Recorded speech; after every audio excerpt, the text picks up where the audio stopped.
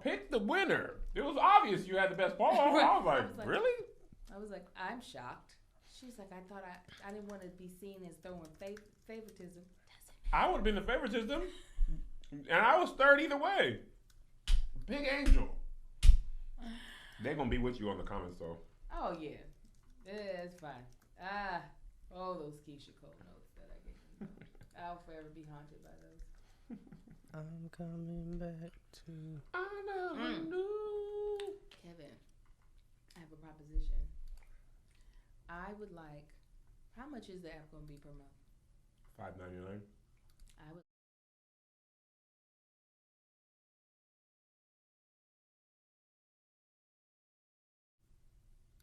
So I'm planning on selling 300 boxes, and I think I want for a 1 month subscription to be a part of the box. I want to purchase. I can do that. Can we do that? Mm-hmm. Okay, There fantastic. actually is a way to do that. Oh, I It's know that. free, you mean, for them. It's free for them, but I am purchasing the membership right. for them. And that's part of their box. Yeah. Okay. Yeah, there's a way to do that. Okay. Yeah. Yay! I like, you have their email address, right? I will like when they buy the box. Yeah.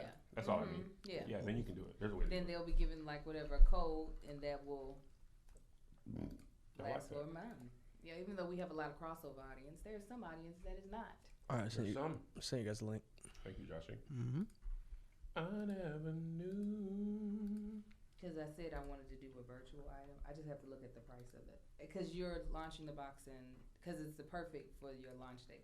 I wonder if there's a way that you can do like, because you said it's not monthly, it's seasonal. Seasonally. Okay, so I wonder if there's like with not necessarily our specific sponsors, but if there's a way that you can get like a month free trial as as like an ad slot for you. I'm sure there is, and I feel like in box 2 I'll be able to like get those. I think Because you have like the show and proof stuff. Exactly. I got you. I think soon as I'm able to say this is actually And it's working doing out, this and number. it's doing good, and I feel he that. sold out within a matter of this many. I think it'll work. But we knew that we wanted to do 2 virtual things in the box What's in the box? somewhere. Mhm. I never know where to look. No, email. Okay. My bad. Josh, are you doing the music thing today? No, No show? no. Tahir and Tony are tired. And then you wore the If I record something, can you send it to me really quickly? No. Yeah, what do you need? I need to talk to the audience about the Keep Your Distance show. Good or bad? Are they in trouble? Oh, it's great. You gotta. I never They're good. knew. I'm almost ready.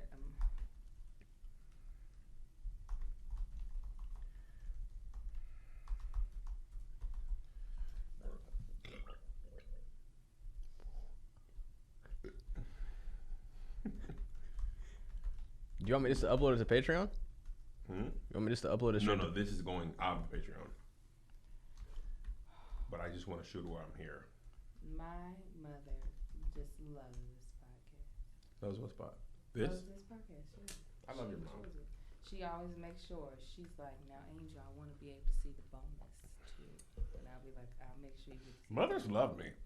bonus. Yeah, I'm a likable. Mothers are like, how's that young man doing? Yeah, because you don't be shocking them too much and you say things that they're like, yeah, it's funny. They love Melissa's it. mom. Melissa's mom. Bless her heart. Hilarious. When we first dating, Melissa had her license. I didn't have mine. We were going to Safeco Field for a Fred Hammond concert. She was like, In Washington? mm-hmm. Let Kevin drive your car. I always wanted to Melissa go. was like, he doesn't have a license. Yeah, I'd feel better with him doing it. I know you just love I was like, You were like, don't mind if I do. it. Go ahead, hand that over. Oh, yeah. You guys didn't finish Lovecraft, huh? no. I haven't. When that ghost had blood coming out of his mouth, I was like, Bro, it got See ya. it got crazier because they started doing time travel. I was like, oh, okay. I was. What Out was of it. crazy about that show for me is that every episode there was something more outlandish that came in, and I don't know if that was part of if that reveal was part of me just being locked in. And by episode 6, I was like, I have to finish it at this point. I think I might go back and watch it, but The season finale was kind of, I don't want to say it's a letdown, but it felt like they rushed the ending. I don't know if that was like because of production or. Is it meant to be an anthology show? I don't know what that means. Yes, it will be. Mm-hmm. Meaning, kind of like doesn't have to. Kind of like Fargo. Yes. The next season will I don't know what anthology means, but I know that's what it means. Me neither. That's why I was just like, okay. Like encapsulate. He's like, anthology. Is it about history? What is going on? That's what I hope. What was crazy though is they had real characters from history in there. Oh really? That I well, I mean, I don't know.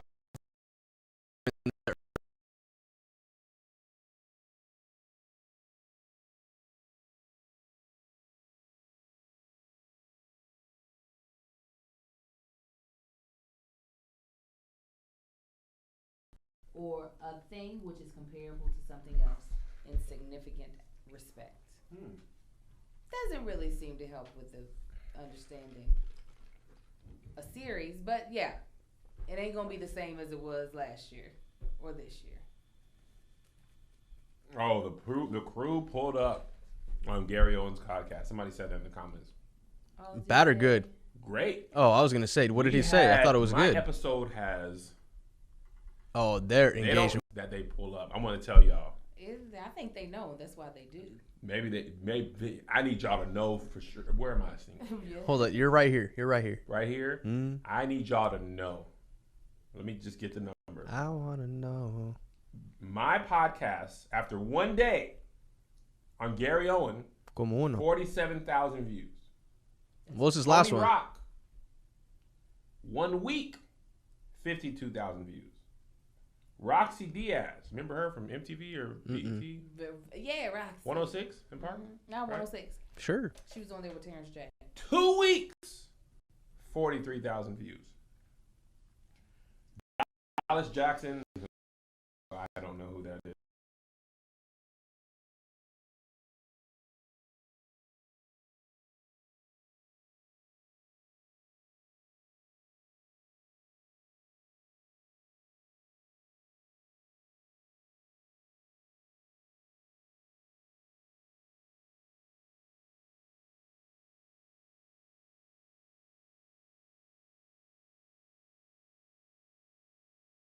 Views. Tony Baker. This is not a competition. I love Tony, but this goes to show you.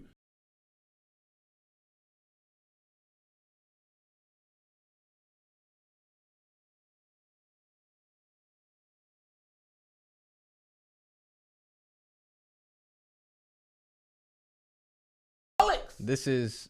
We did this. Voice. 1 month. This is we are over them. I lost my. Eric Andre? 33,000 views. Eric Griffin. Oh, funny guy, man. Russell Peters, international superstar, the highest paid comic for like 5 or 6 years. 1 month. 2 months. This month. 59,000 views. Aries Spears. Oh, not Aries. 2 months, 81,000. That's pretty good. We're on pace. Oh my gosh. 2 months. 31,000. God, Here's I'm why not that older. matters. Gary, oh shoot, they're saying we're frozen. Yeah, we're frozen. Why is that? frozen. They missed on my It does not. It does. It Praise says God, quality Lord good. I do was not know. I saving cannot them. do. I bind this. I bind this freezing spirit. What is it? Try Is refreshing, guys. Spectrum? I Is it- I do not know. This says good quality. I don't. No, it's like- definitely frozen. He's got Kev's hand up in this. When does that thing come in, Josh? The Switcher. it should come in. Honestly, it should come in today. I'm hungry. Let's get this show on the road. The computer's scheduled to come in today. Oh, that's the piece you were waiting for. Mm-hmm. Oh, the switch is already here. The switcher's there. That was the computer. It was the last The piece of the computer, setup. yeah. Now I just gotta configure it and I dial wonder it if it's better if we just go out of sleep and just And then you're going to have the cameras too. in. You got the cameras already? The cameras are here. So you just need a computer. Apple's been really backed up, Oh. I know. I'm scared. Josh. No. It's nothing. It's nothing like that. It's nervous scaredness. It's not like. I get it. It's not I like- lived that for a couple of days. Doing freaking challenges. Why'd I you feel live that. nervous? Because Anything I on the wanna spot, do Kev, well. is terrifying for people. I was about to give it away, but let's talk about this real quick. We'll start in just a second. This is actually on the thing. Actually, let's just start. They say it seems better now. it's all good. If it keeps messing up, we'll go we'll try. We'll just go straight to camera. Before, so we ain't gotta rush if we need to make No, sure it's this fine. is right. Your energy's a little off today. Don't worry. Don't do it's that. Gonna be right before we start. Listen, it's fine. You can point out my energy being off. You left all that boba down there, Kev. Oh, that's what I said for the end. Ew, you eat those little dots? Yeah, That's the whole eat them point. balls. I don't like it. You don't like it? I don't know, but it looks like I don't like it. That's how JoJo is. If it freezes too much, we'll go straight to camera, guys. If we go straight to... Okay. Sorry. Too funny. You scared me. I was Because you know my startled. energy wasn't going to get where it needs to be. I knew you were going to Here. turn it on. You're Angelique, the more talented the actress. The And professional. comedian. So while we were shooting the show, so let me just start this before the show officially starts. Give me It's tapioca. 9 minutes of dream chasing. People, if you don't like it, do something else for They 9 Hold minutes. on. Love it. Boba's tapioca? Yeah, I had no idea. tapioca. Also, part of the reason I have this is one of the first Tapioca memories me and disgusting. Melissa shared I do believe. on our own as adults in college. We Is to found have bubble tea boba? together in College of Washington. We were like, hey, you want to try this thing? You guys would pass boba tea back and forth? No, we got our own. Oh, I was going to say, you shared. I wanted clarity. I'm That's saying we it. shared the memory. Okay. We went to this place called, I don't remember the place. Something Uni boba? Bubble Tea on the Ave. You remember how in your college there was this one street that like Where all the everything stuff was on? Yeah. Did you have that in Kentucky? I can't remember so long ago. I really can't. Oh, really? You can ask her about names. You're going to ask her about a Sir. location You in when college? you graduate college? 03? Oh, two. It was just such, our college was so big. It didn't feel like Well, there was in an that ad. city, Kentucky is everything, Yeah, UK. right? Is UK everything. is Lexington. Yeah, so I'm like, I don't know, guys. I thought boba it's was so some big. special I can't feel. It doesn't feel like there boba was plant. I one don't know. street or strip. Okay, that makes sense. Yeah. Because UW was like, UW is baked into the community of Seattle. Like there's just people living around there. So one street was like the bookstore, the like hoodies, and like all these restaurants and stuff. It's called Yeah, University Ave, called the Ave. I was so happy to go to college. But anyway, that's the bubble tea thing. The Gary Owen thing, that's important. Yes. When you get a non-traditionally famous person like myself, and I go on his podcast, and then you guys pull up like you did, he's like, oh, snap. In this world, it's more important to get the Kev on stages and the angels than the traditional celebrities because Yeah. we're not talking about box office numbers or promoting a TV show. Right. In this world, there's a different group of people that matter in this ecosystem. So when you guys pull up, and the comments on my episode were like 10 to 1 for anybody else. So that's why that's important. That's why I very rarely ask you guys to do that, to like go and blow stuff up. Because I don't want you guys to be like, oh, I'm a fan of Kev. He always wants us to go and be like Kev Crew here. But then people like to support you in that No, way. What is my deal? I don't know. Understand? What is my Listen, freaking deal, bro? I mean, you kind of spent like 10 to 12 years building something like this, though. I don't know. did. It's kind of Go a ahead, whole Angel. thing. You're gonna say something. Well, Don't do no, 10 to because I 12 like did that. when I finally retired from stand up, I did a show this Monday. Oh, are you done now? I think so. You hung the jersey? I think so. Like I Put love it in the rafter right there. I love hosting. I love the art of performing live. I don't know how much I am in love with pre-creating jokes. Yeah. That's the part. Oh, that's why you enjoy hosting, because it's a very in the moment thing. I love that part of it, but the time it takes to pre-craft jokes to go up on stage, it's either because I don't have the time for it, and there's a lot other things that I would rather spend my time on than to put my mental space on, oh, how can I craft this to be the perfect thing? But I do enjoy making I love ripping a joke out of somebody's mouth. It's the best thing ever. Ripping a laugh out of somebody's mouth? Yeah, that's why I feel like when a joke is good, that I've okay. gone into your mouth and I have ripped it out. I like that. Then not just the I like when you're like that's The yelp. whoo, ain't nothing better than that. I agree. But yeah, so anyways, I said that to say that, the Angel Wings pulled up to that little silly comedy show just because they were like, Angel's doing the show, we gonna show up. They yelling at Josh to switch the camera. They be on your head. So Sorry, man. I'm just you were guys. listening. Josh Guys. was listening. He was in- Guys. All right, talk. I am a man. Talk to I him, am Josh. just a man. There's so much going on for this stream every time. I'm sorry if I miss a camera switch, guys. Oh, bless his I'm heart. trying. Bless his heart.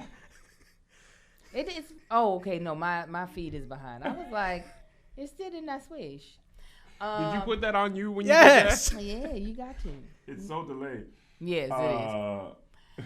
But yes, the people who are spending their money to be a part of your Patreon, that will eventually be a part of your app, they want to support whatever you're doing. They believe in the full dream that is in this man's I be feeling being. so. But You it's know what? free Is for it- them to pull up, though. It is free for them. That's a good point. Yeah, I think my thing, maybe I'll talk about that in therapy today.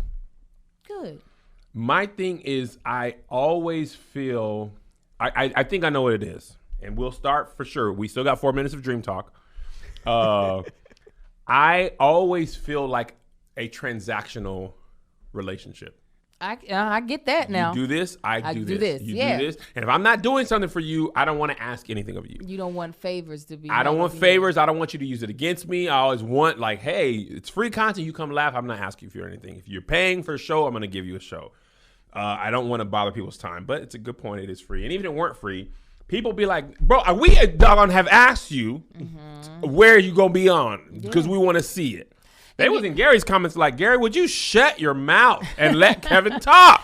But here's And I know what it feels like to be interviewed I was by gonna me. say I felt at least it's consistent, you know. But here's the thing, Kev. You act as if they're not acting out of free will. Yeah, you're right, Angel. It's a mind block. It's a mind block. It's a mind block, and I got to get out of it. I don't want to feel like I'm bothering people, telling them where I'll be, and all that stuff. I don't like that. But I'm going to just try and treat it like I treat all my promo. Here it is. Yeah. If you'd like to check it out, exactly. check it out. If you don't want to, no harm, no foul. Okay. Dang, I forgot what I was going to say now. Keep it listening, show. No, not yet. No, we're that's gonna that's do a that. real show. Be 3 cool, minutes be left cool. of Dream Talk. Sorry. We finished the first show for the app. Okay. Little teary-eyed. I was little welly boy on the ride home. I actually didn't really have time to well up because when I was going home, I had to go straight to Zoom with the homie. Right. You have to do that. But I soon. text Angel Tony into here last night. I like, thank you very much. It means so did. much to me, Cap. You my friend. You helped me to building it. But it was crazy to have funded something like, and that was a legit set. Right? It was real. It was real. And Brennan is the main guy at Transit Pictures, if you don't know. I'll probably be saying his name a lot. Brennan didn't even run he ran budget past me, but like he hired his own PAs. He hired the producers. Low key though. I told Angel this. I'll tell you guys because we're a family. We're looking for producers. Black women, number one priority. Number one. So the other day, he had a COVID officer who used to be a producer. She's a white woman. And he's like, I probably know what you're going to say. But I'm but glad you know, just- probably. Yeah. So he's like, what do you think about the COVID officer for a producer? I was like, the white girl? No. Hard pass. Guys, No. He's like, okay. So he's actually dedicating next week for all these interviews for producers and talent and directors and all this stuff because we really got to crew up for stuff. But he hit me the other day. He was like, yo, low key, I appreciate you. Good. Because what happens in production happened to Brennan, and he didn't realize it. Oh. What happens is you hit somebody you trust or you've worked with. That person is almost always white. You ask them, do you know a PA, a DP, a director? They like, oh, sure. You know who they find? Somebody they know. Guess what? Almost always white. And next thing you know, your whole crew's almost always white. Yeah. All the time. Yeah. Black people do the same thing, but black people don't have nearly as many sets. Yeah. There's not nearly as many of us in this industry. And there's the big thing, the people who are saying hire them are not really black. Yeah. So now Brennan's like, do you know anybody who produces and is also black? So we hit Issa's people up. Guess who's their people? All blacks. All right. They're also all booked. They're all Because very also- expensive. they're all good. And those rates are different now. Oh, yeah. But we are taking the time to make sure, even if we have to train some black people, we're going to have a black company. So I was talking to him today. He was like, so for all, he also does a whole bunch of environmental stuff for his own company. He was like, all the environmental stuff, we'll give that to the white people. All the keep your distance stuff and the app stuff, We're bringing new people who are black. So, Dream Talk. Dream Talk. 7-11:30. It's over. Let's do this. Performance Mode Talk. What up, y'all? Welcome to Here's the Thing bonus episode. Smash that like button on the live for no reason because it doesn't matter when you're watching bone episode. This is That Chick Angel. and that's Joshy Gons. Give him a little of your face, Joshy. Switch it to you. Banging on you for that tweety. Banging on you for the bonus episode. Banging on your butthole. Banger. Your butthole. First things first, Ah, Angel. Freaks Lakita all the Mortacey, honeys. We'll the see. actress.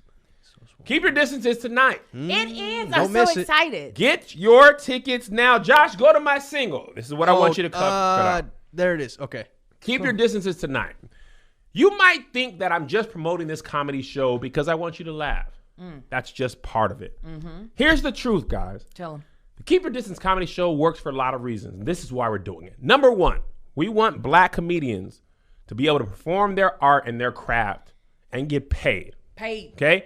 We want to introduce black comedians to you so you can follow them on their social media, listen to their podcasts, watch them when they do movies. They're on Hulu. They're doing all this stuff. Hulu. Put them in your network. Support them. We always talk about, man, we got to have more black stuff. Yeah. Black this, black that. Yeah. Ownership. Yeah. Black-owned company. Supporting black artists. Yeah. But number three, this is the part you might not know. Tell them, Kev. The money that we raise from Keep Your Distance, The money. after the comedians are paid, After. after the producers are paid, After. so the bottom line is met, Man. that money is then going into creating black content. You want black-owned movies? You want black-owned TV shows, unscripted? You want to support creators like Angel when she wants to make a movie? By buying a ticket, you're putting that money into the pot that is then redistributed into the black creator community. Okay, we don't have any investors. We're not a publicly traded company. So you want to buy a little share? You want to invest a little bit? A little piece. Beer. See what it tastes Buy like. a ticket. Buy a You ticket. get to laugh, and you also are basically investing in the content that you say you want to watch. There you go. We can't beat Netflix. We don't have $100 gazillion. That's Never how much even they seen got. Netflix. Netflix's money. content They have budget that is two times $6 over. billion. Billion. We don't have access. By the way, you guys know why Keep Your Distance matters? You want to know the truth? Tell them. Tell us, Quibi Kev. just went under. It 6 said- months. 6 months. Do you know how much Seis. money Quibi raised? A lot. $2 Millions. billion. How much Billion. of that went to black creators? I Very little. I Chance the got Rapper very probably got a little little. bit. I got a Very little little. There was bit. some. There was little. But Katzenberg and them, they quickly raised $2 billion for that thing to flounder And it in was- 6 months. in 6 months. And they knew there was a good chance it was going to flounder. They had seen enough prototypes. Yes, they Dies. had. And they So said, we let's don't. try Do we this. get access to $2 billion of investment capital from Silicon Valley? No. No, man. We got to get it out the mud. Out it's the from mud. people like you. Your $10, your $15, your 24-hour link or 40-hour link. That is our investment. And I hadn't shared that before because I wanted to sell it on the merit. But guys, we're building our own media company. Building And it. you can help and you can laugh. And that's the truth, Ruth. So buy your tickets, KevOnStage.com. Promo code Kev for $3 off. Okay, I can't wait. let's talk about Rudy Giuliani. Oh, Did you get a chance to watch the video? Yes, I did. Did you get a chance to I watch the didn't video? want to. I read it and I was cringy. Somebody, I think, sent it to me in my DMs. I saw it before. Well, I clicked away from it before you sent it to me. And I was like, oh, okay, so now I got to watch it. Are you familiar with Borat, the movie? Did you see the last one? I didn't see the last one, but saw I the saw the last one. first one. But you know, wait, this is the third one or the second one? Second one. I don't know. I saw the first one. is what Okay, I'm this saying. is the second one. Okay. Did you watch the show on HBO? No.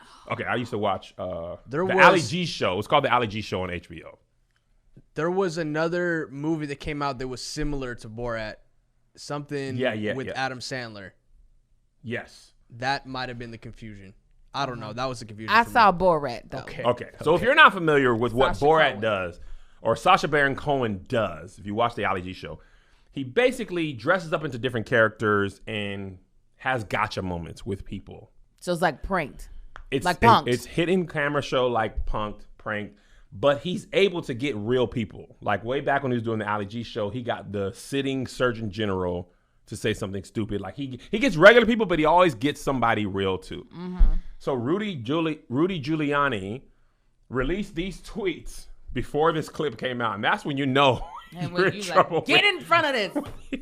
When you know something's coming and you got to release the tweets first. I get it. So Rudy Giuliani tweeted the other day. It's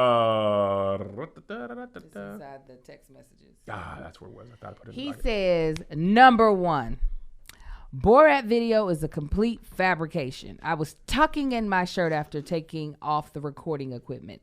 At no time before, during, or after the interview was I ever inappropriate. If Sacha Baron Cohen implies otherwise, he's a stone-code liar. That's what it said. Yeah, the hyphen code threw me off, but because I was like, oh, that should be the hyphen, huh? Because it goes together. So you've seen the video, audience. If you haven't, it's in the Patreon. Take a second to take a look at it. Rudy says he was tucking in his mic. Okay, there's two things I want to say. Tucking in his shirt because he had taken out the mic pack. That's what he said. On his Twitter later. If that is the case, he's a toddler. Because who lays all the way on their back? Do you have to do that to tuck in your shirt? Never done that. I'm like that. If that was the case, he needs to get his diaper changed too, because that's how I dress the baby. A grown man doesn't have to lay on his back to tuck in his shirt. Yeah. But go ahead. I've never been like. I mean, all the way back. You also, what he didn't mention, the girl, let's get some drinks, go into this room. He patted her butt or high back, or low back, I mean, 2 butt taps, pop, pop. Pat, pat. Then he laid down and tucked in his shirt. Now, here's the other side of this, which could be true. He's saying that the edit on the tucking his shirt part was creatively edited. I watched it a couple times. He has a case there. Because if you watch the girl, you can make the argument that the camera switches make it seem longer than it was because she's doing the same motion when they switch the angles, which is like, and they can creatively edit stuff and make it look like what it's not. But my problem is, if you're a man of outstanding integrity, you likely don't go back into the room for drinks and pat her on the butt. Into the bedroom, man. To the bedroom on the bed. I don't go to the bedroom. No. With a woman that is not my wife. No. I definitely don't have my shirt untucked while laying on my back after patting the butt of a woman who's not my wife. Oh, okay. So when you look at the whole scope of stuff, you're like, okay, Rudy, if that is your name. Huxtable. Yeah. I definitely feel like while I don't know the full story, he doesn't come out squeaky clean even if the full story is told. You know what I'm saying? Even if the full story, the actual truth, clears, there's still so many inappropriate things that happen that like aren't the worst thing that you just like, guy, you should know better. You are a public figure. Right. He's married, right? Rudy Jr. I don't is know, married? because he was with somebody else when they were in the White House. Maybe he's single. Somebody as handsome as Rudy. No, he's divorced. Judith. Oh, okay. So he's single. So regardless, irregardless, hilarious.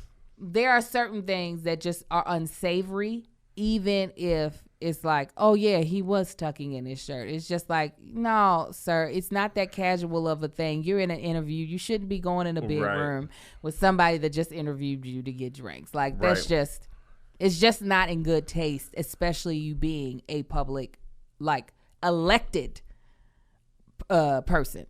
Like absolutely. You know what I'm saying? I absolutely what you're saying. And also someone in the comments, I didn't catch the name, said the woman was egging him on. 100%. Like that's the whole Borat thing. Also, should you be egged on with the interviewer? Should you have here? Hey man, come on now, ma'am. Hold on a second. I'm telling you, I don't care if a woman puts her breast in my husband's face. He better mash her in her face up off of him. I don't want to hear, but she was coming on to me so strong. Mash her, Angel. Mush her. I know what it means. We don't be doing no hitting women, okay? But if she pressing you, you mush her in the face. So if that was Marcus and she went down and he was like mushed her, you'd be like, I've been like, that's a man that love me. That's a man that wants his family. That's the man who's choosing his family first. At the end of the day, we all have decisions we can make. yeah. You know what I'm saying? At the end of the day, regardless. And even if, yes, because that's the whole prank thing. They're trying to lead you into a path for that. Mm-hmm. And but we have to be responsible for our own actions because you might just end up with the wrong consequence. And in my husband's situation, if that were the case, yeah, I'd be like, but what did you do? Oh, yeah. I'm going to handle her, okay? Would you go after the woman? If a woman knows that my husband is married and she is pursuing him, absolutely, because that is disrespectful to me. I always thought it was wasted energy to go after the person because he's married to you. Oh. It could be, but I got it. I got the energy. I will drink a Red Bull and get into it. But if he wants his name to be might clear, be wasted, and you're like, oh, I got time. Yeah. I will make time, actually. I will hire a nanny, watch the kids. Not sure when I'm coming back. But my husband can clear himself by his actions. But if somebody knows people have hit on my husband not knowing he was married. That's not a problem. Right. But if you know that he's coupled up, yes, I find it to be disrespectful to me. To moi, I respect that you're like, I'm well aware that this is wasted energy, but it's not to me. Fine. Right. I'm going to find pleasure in it eventually. I'm going to be like, will this you still have enough energy for Marcus? What do you mean? After you're done with her? If he is the man that he has shown himself to be, there will be no energy that I need to give him in a negative way. If he shows that if he's the same husband he's been to me all these years, I ain't got to. You ain't got to lie, Craig. I'll be like, thank you, babe. I like how you said that. If you said that to me before, if you show yourself as the man I know you to be, that's a black mom thing. Now you don't change on me. Do not, because you done showed me yourself and as the man you claim to be. Did I tell you? This is on the same topic. I thought I was gonna go to jail in Las Vegas. This is always a great way to start a story. Did I tell you? I thought I was gonna go to jail. I thought I was gonna go to jail. You know, people get drunk in Vegas. I do believe I was sober. I don't think I had started getting turned up. But there was this drunken white girl with her two white friends who we were standing like in a very wide staircase, but my husband was on one side, I was on another. Mm-hmm. He was over there with his best friend. I was over on this side with the best friend's wife, my good friend. And the girl sees my husband and she's like, hey, how you doing? And I was like, you can keep it pushing so that she can understand. Oh, even though there's distance between us, that is her guy. And she looks at me and she looks back at him. How you doing? But she's like, yes. Did you see what I'm saying? That's disrespectful. And she keeps walking and she's like waving. And she's like, and I was like, keep it moving. Now my husband, he's not paying any attention to her. He's like, ugh. So he gets distracted because they see people that we know from Kentucky. He doesn't realize I have now followed this young lady to the restaurant that she's sitting at. And she's sitting there with her friends. And I come up to the table and I'm like, now, what I'm about to do is drag I'm not going to cuss, all across this restaurant. Her friends who were talking to her all of a sudden disappeared into their phones. They were like this.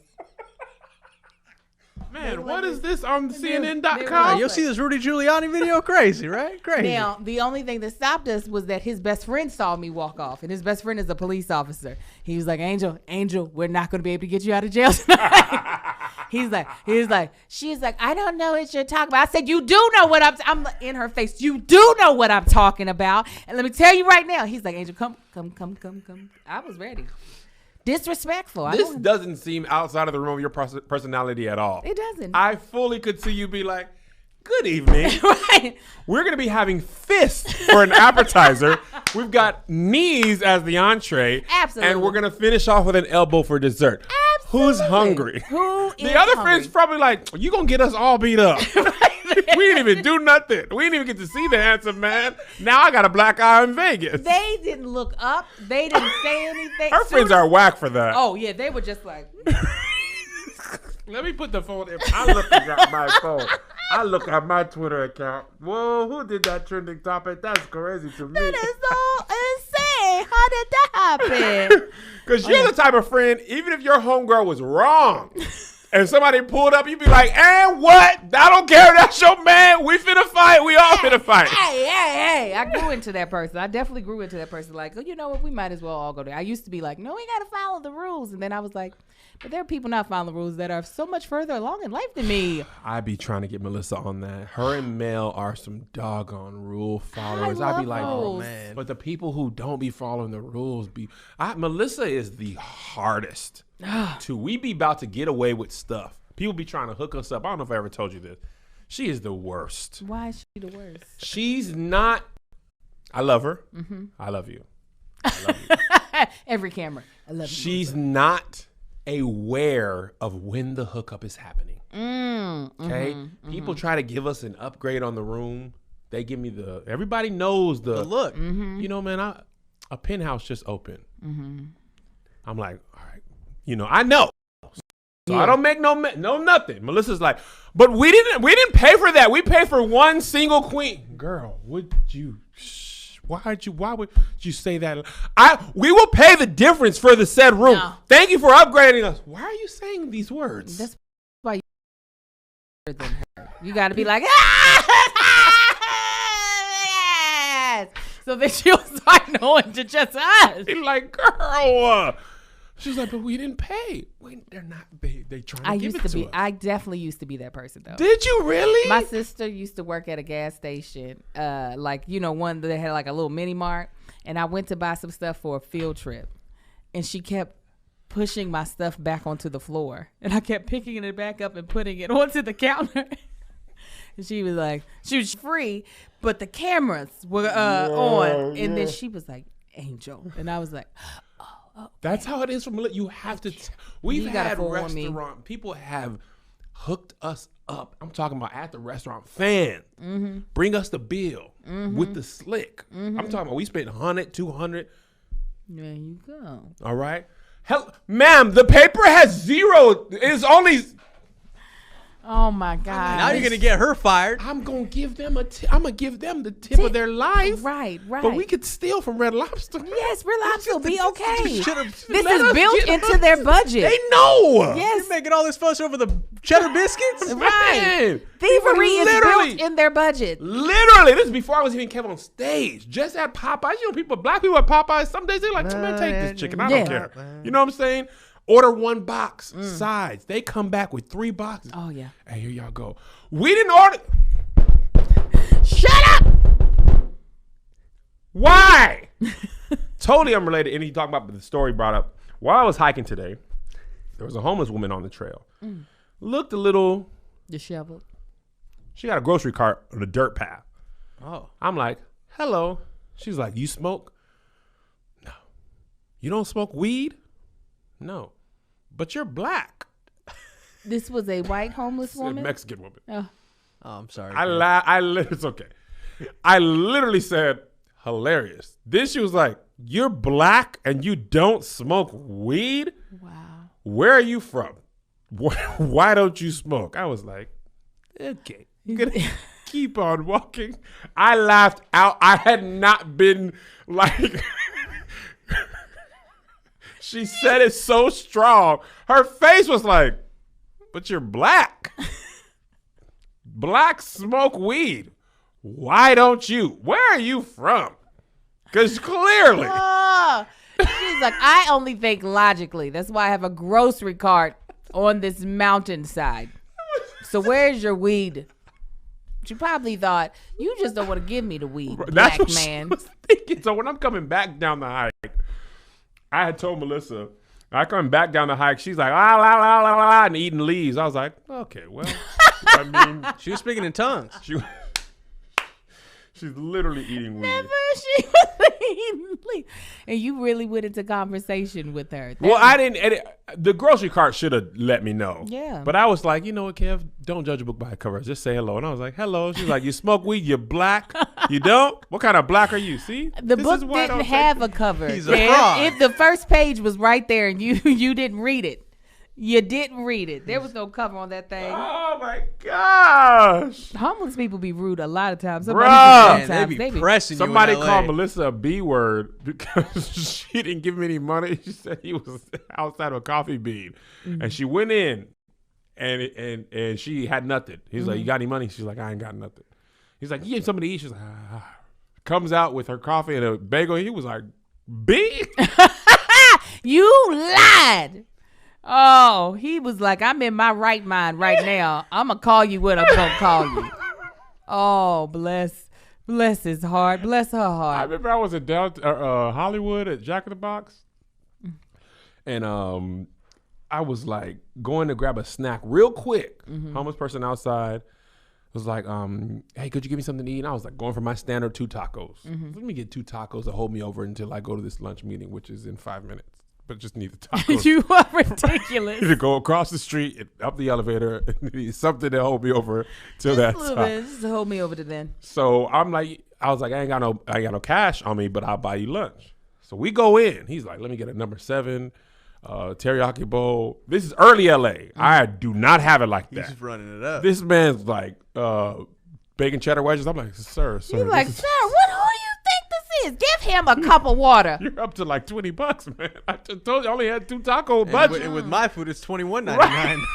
Like, I mean, I could get you a meal, burger, fries, and drink. I can't get you. He was like, man, I was like, hey. I just kind of raised my hand. He was like, man, I don't know when I'm getting food again. I got to make sure I have dinner. I'm getting all I don't of know when this. I'm getting food again. Give me everything on left side of the He was menu. over there meal prepping a Jack in the Box. It's like, dang, bro. Oh my You're God. running it up. So anyway, we talked about this a little bit, but I wanted to go into a little more detail. Why do you guys think Quibi failed? They had all of the money. They launched the They had- first month of the pandemic. That whole rollout was Terrible. cooked from the jump. Yes. They, in theory, though, It was a bad idea. you think so. Why you think it's bad? Tell me, Angel. While people are in need of content, I don't think people absorb content in that increment. The thought that 10 minutes would be the thing of people, everybody got 10 minutes. People don't, either they want it to be 2 minutes or 3 minutes or then long as heck. Yes. They don't like that in between world, especially if it's something that is actually supposed to be absorbed over a longer Yeah. period of time. Like a movie is supposed to be a movie. That is what I thought. It's If I want short form content, I will watch TikTok videos. right. If I want to watch a podcast, I'm strapped in for an hour and a half. Yeah. I don't want to watch a movie broken up into 10 minutes. I'm just pissed off now. Yeah. Like, what is the point of stopping this? Yeah. And especially if it's like released part and parcel, like a movie released weekly. Yeah. And here's the dumbest thing they do that I didn't even realize was dumb because I never downloaded Quibi. You could not stream it That's what you From your said. phone. That's crazy. to your TV. You could not watch it on your laptop. You had to watch it on your phone. That is the You could worst. not screen record it to share. This is funny thing I saw on Quibi on Twitter. Why would you force someone to use their phone? I don't. I Especially think if I want to watch a movie. Especially if you're stuck at home. right, and I think that I mean Oh, the yeah, stuck that's at a good home point, part. too. I don't Yeah. think they thought was going to happen. Yeah, so yeah. They were probably thinking, oh, when you're walking from destination A or point A to destination B, you got this 10-minute window. But I just don't understand why they thought it was going to work. Because this is what I think about why Netflix and why Disney Plus ish is kind of working, and maybe Amazon Prime. There are other reasons to be there than the original content. So Netflix, because they have so many even when they first started. It was stuff that we possibly had already seen. The Office. Yeah, you know, so we're going back for like stuff that has already been created. And then when Netflix then has original content, we're like, oh, I'll check that out too. Same thing with Disney Plus. It's stuff that we've already seen. Yep. We're going back to watch it. Apple, because we are all already on Apple devices a lot of the time, there is a little bit of convenience for that. Yep. But with Quibi, it's all new content. So you're trying to convince me that whatever you have that's new is worth me paying the money to try to see it, and then you're not putting it in a format that is agreeable to my normal lifestyle. And also the big thing too, they had nothing that anybody was talking about. Netflix, the reason I got Netflix was because Orange is the New Black. Everybody's talking about this. Have you seen this? Have you seen this? It's on Netflix. I didn't really know what Netflix. I knew Netflix was a DVD thing, but I was more of a Redbox. After Blockbuster, I was a Redbox. Oh, I was already on Netflix since like Yeah. 2000 and When it was the movie 7? rental, right? You had it? You Yeah, had it too? Mm-hmm. I went to one of their We were events big and got movie like a membership. It felt like a lifetime membership because I think I had it for free for like 3 years. Really? I knew about it, but I just never, because they had old movies. Like Yeah, they the didn't have the movies new were old. stuff. The movies quick. were old, yeah. So I was like, bro, I don't want to watch this old thing. But after Orange is the New Black, they had House of Cards. And we was really hooked. Yeah, that was when a House good- of Cards season 1 came out. When Kevin Spacey looked at the camera, I was like, I'm all in. With that Yeah. Southern draw? Yeah. Well, you didn't think I saw you there. The second season, when he didn't look at the camera for a long time, I was like, Yeah. But nobody on Quibi had anything that everyone was talking about. That you have to download and watch this show, even if it's just 10 minutes. You know what I'm saying? Like, even Amazon Prime has The Boys, Yeah. which is a great show. And then they had that one show that the girl won all the awards. Marvelous for. Miss Maisel? No. Phoebe Waller show, Yeah. Fleabag. Fleabag. Yeah, that's another show that everybody was talking about. But Like, the reason why they were able to talk about it is because we already over on Amazon. Like they already have eyeballs. and Amazon Amazon emailed me so many. You have Prime. Why are you not watching Prime Video? Yes. I don't want it. Right. Leave me be. Leave it alone. Nah. So Quibi, they didn't already have the eyeballs. So they thought if they got enough celebrities to sign on to things that people would be like, well, I love Chance the Rapper. I want to see him host Punk. Or, I love Lawrence Fishburne. He's doing a new movie. I want to see that over there. But it's still not like it's still not the concept that people were like understanding of. So, but wait a minute. I'm only going to get 10 minutes of a movie? It's just dumb. Yeah. I told y'all, I mean, the fact that I just shot a movie, I told y'all I probably wasn't going to see that thing ever. You did. I said, I ain't going to download that daggone app. Like, Sure for enough. what? For what? Now I ain't got to. But I will say this, because in the article, this was something, because I had done voiceover for a movie on Quibi. And this is when I knew something was awry. The way they were trying to, format these movies, it was a way for them to get around paying. Tell them correctly. people, because I did not know that. Okay, so real quick to give you all a little backstory on what I do. I do voiceover work, right? And I do the background voiceover work. So when you're watching a movie and you're in a restaurant, or just like what Kev did, like he was making all that sound while I was talking, I would be responsible for helping to make the sound, the ambient noise, right? Crowd walla. Crowd voila. So we did one for a Wait, movie. real quick question. What do you be actually saying in the microphone? Real words. No, we're having So you just literal. are this like literally scripts? No. Or are you saying the We same are thing? improvising our butts off. So do you pick a character that's in a commercial, or like, okay, Yep. so the Tyler Perry movie where the guy was fake eating, Yes. you would be like, okay, you're responsible for saying the words of the woman, Yep. and you gotta like time it to her mouth and stuff. Wow. And we have to match it to the place. So if it's a low end restaurant, they're not going to be talking about their portfolios or high real estate. If it's a really ritzy restaurant, we gotta be knowing what how much liquidity do you have? Can you liquidate that property and move your money over there? We gotta know what rich people talk about Really? versus regular folk talk about. Yeah. If you're in a hospital, you gotta know your hospital terms. If you're in the police station, you gotta know all the codes and all that stuff. So anyway, that's really interesting. it is. It's an interesting job. It is. It looks easy, but the amount of knowledge you have to have stored in your head to be improving about people and all that stuff. Anyways, so the way we are paid is usually we paid a nice chunk of change for each episode of something. So when I was doing what's that Batman movie, not movie, that Batman Gotham. When I was doing Gotham, every Gotham episode I got paid a chunk of change because I would come in and do a session. The way they were doing Quibi though is that they were having us do like 6 or 7 episodes of a movie in one session. However, if you're airing that sucker separately, then it should be paid episodically. Yes. But they were paying you.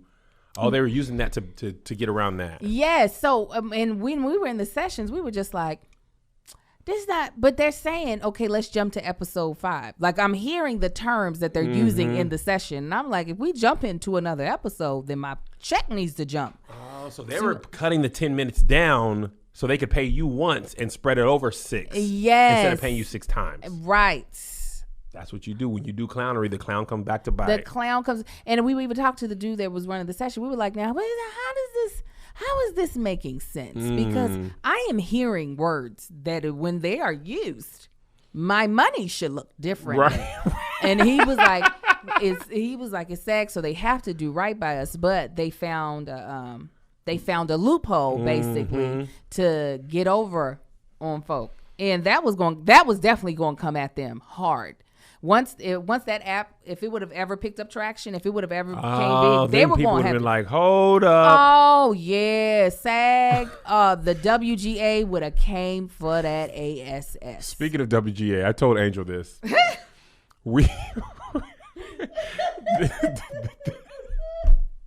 This is why I need the Patreon's help for this app. So we was trying to hire a real writer, Joshy. I'm talking about WGA, and he loves us. He was working with us on the sly outside of his agents because he's like, if I send y'all to my agents, it's a different talk. And because we're doing web series stuff, there's no scale. Yeah. Scale basically means quickly. I know, some people like industry stuff, some don't, but we're talking about it. Scale means if you're in the union, like Angel's a SAG actress. That means if it's a SAG production, there's a minimum she has to get paid. This is why movies get so expensive. I'm only supposed to do SAG production. So she doesn't do other stuff on Kevin on Stage Studios. I do not. Hush, No. She's just doing it for YouTube. So the same thing goes for writing. So the guy was writing for us on the sly. We tried to get him to write us a character Bible so that we could make a web series. Had to go through his agents for that. This man's agent, my brother just sent me the screenshot. I almost threw up.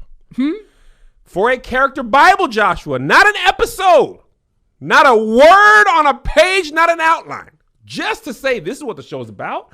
This is the arc of the season. These are the characters. Okay? $62,014 are out and of 52 cents. I'm about to cuss mine. I said for a Bible? Yeah. Which means to tell me for an episode, they was going to go for everything. Absolutely. So that's what Quibi was doing. How do I work outside of these rules? Yeah. And skirt those rules and then basically recut my stuff into the same thing people are used to doing. Yeah. Because we were like, yeah. I threw up. This is terrible. And the reason why these unions make the rates so high is that for so long That's the reason why they got the health care. Seriously. The reason why they have to do that is that producers were making so much money for so long, and the payout disparity was so great between actors and writers versus the studio execs versus the executive producers. It was just like, but wait a minute, why are you making so much money off of this and I just made the $1 that one day? So way down on our docket, we've never talked about this. It keeps getting pushed back. So I don't know if you guys know of like, what's that little girl's name? Anyway, back in old Hollywood, actors were signed to movie companies. You talking about Shirley Temple? Shirley Temple. Okay. She signed to MGM. Little secret about Shirley Temple, the movie studio was getting her hooked on drugs. Pep it up. They would basically, you could pay her daily and you could make as many movies as you wanted with her because she was signed to the studio, not to the picture. So she's basically like a almost like a session musician. Yeah. Right. And that's kind of how the SAG was created, because MGM making millions of dollars and they paying her basically minimum wage. So anyway, all that to say, this is why Keep Your Distance comedy is important, because that capital is literally going into making stuff. And I got to write my first big check. Did you have to write it? Just Brennan tallying it up. Then I came through, I said, Jesus Christ. Now, I've been preparing for this moment, but preparing for writing a check and actually doing K-E-V-I-N dot. Yeah. Come over for the F. Yeah. When I got the dot, that second I, it's going out. But it's so much better than when you were in your play days and you were paying people and couldn't then pay yourself. It is so much better. But now I'm getting ahead of myself. I'm getting really excited because finishing that first one was like, yo, it is possible. Y'all wait until y'all see it. Y'all are going to laugh. Can we share them a little bit? How much should we share? I can share what I have been dreading. Don't share that. Here's what we'll share with you guys. Let me just share with you the talent that we got for the 8 episodes. Spice Adams, hysterical. 2 episodes. My bruh. Jonathan McReynolds, 1 episode. Jonathan. Stevie Mackey, vocal coach to the stars. Stevie. 1 episode. Jonathan lives out here? Mm-hmm. Oh, yeah. Interesting. Gospel doing all right. I know. 2 people you don't know. 1 episode each.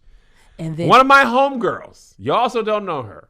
But the shining star, the creme de la creme, Jackie Aina, did a video for the act. Yeah. Out of the kindness Of her heart. of her own heart. Jackie knew we couldn't pay her. Yeah. But Jackie was like, you got some candles. I'm gonna do I it see for the you. vision. And let me tell you, she is so nice. Not shocked by that. I thought she would be nice, but I will say this in addition to, because I be watching her videos and I know she's an introvert. Mm-hmm. So like having to talk it up with folk is not like where she wants, like what she wants to do, but she did it anyway. She did it. She did it anyway. Did it. And I recognized that. I was like, I wanted to be like, girl, I know this is not. I seen it. I saw me in her. Mm-hmm. And I was like, that is what I look like.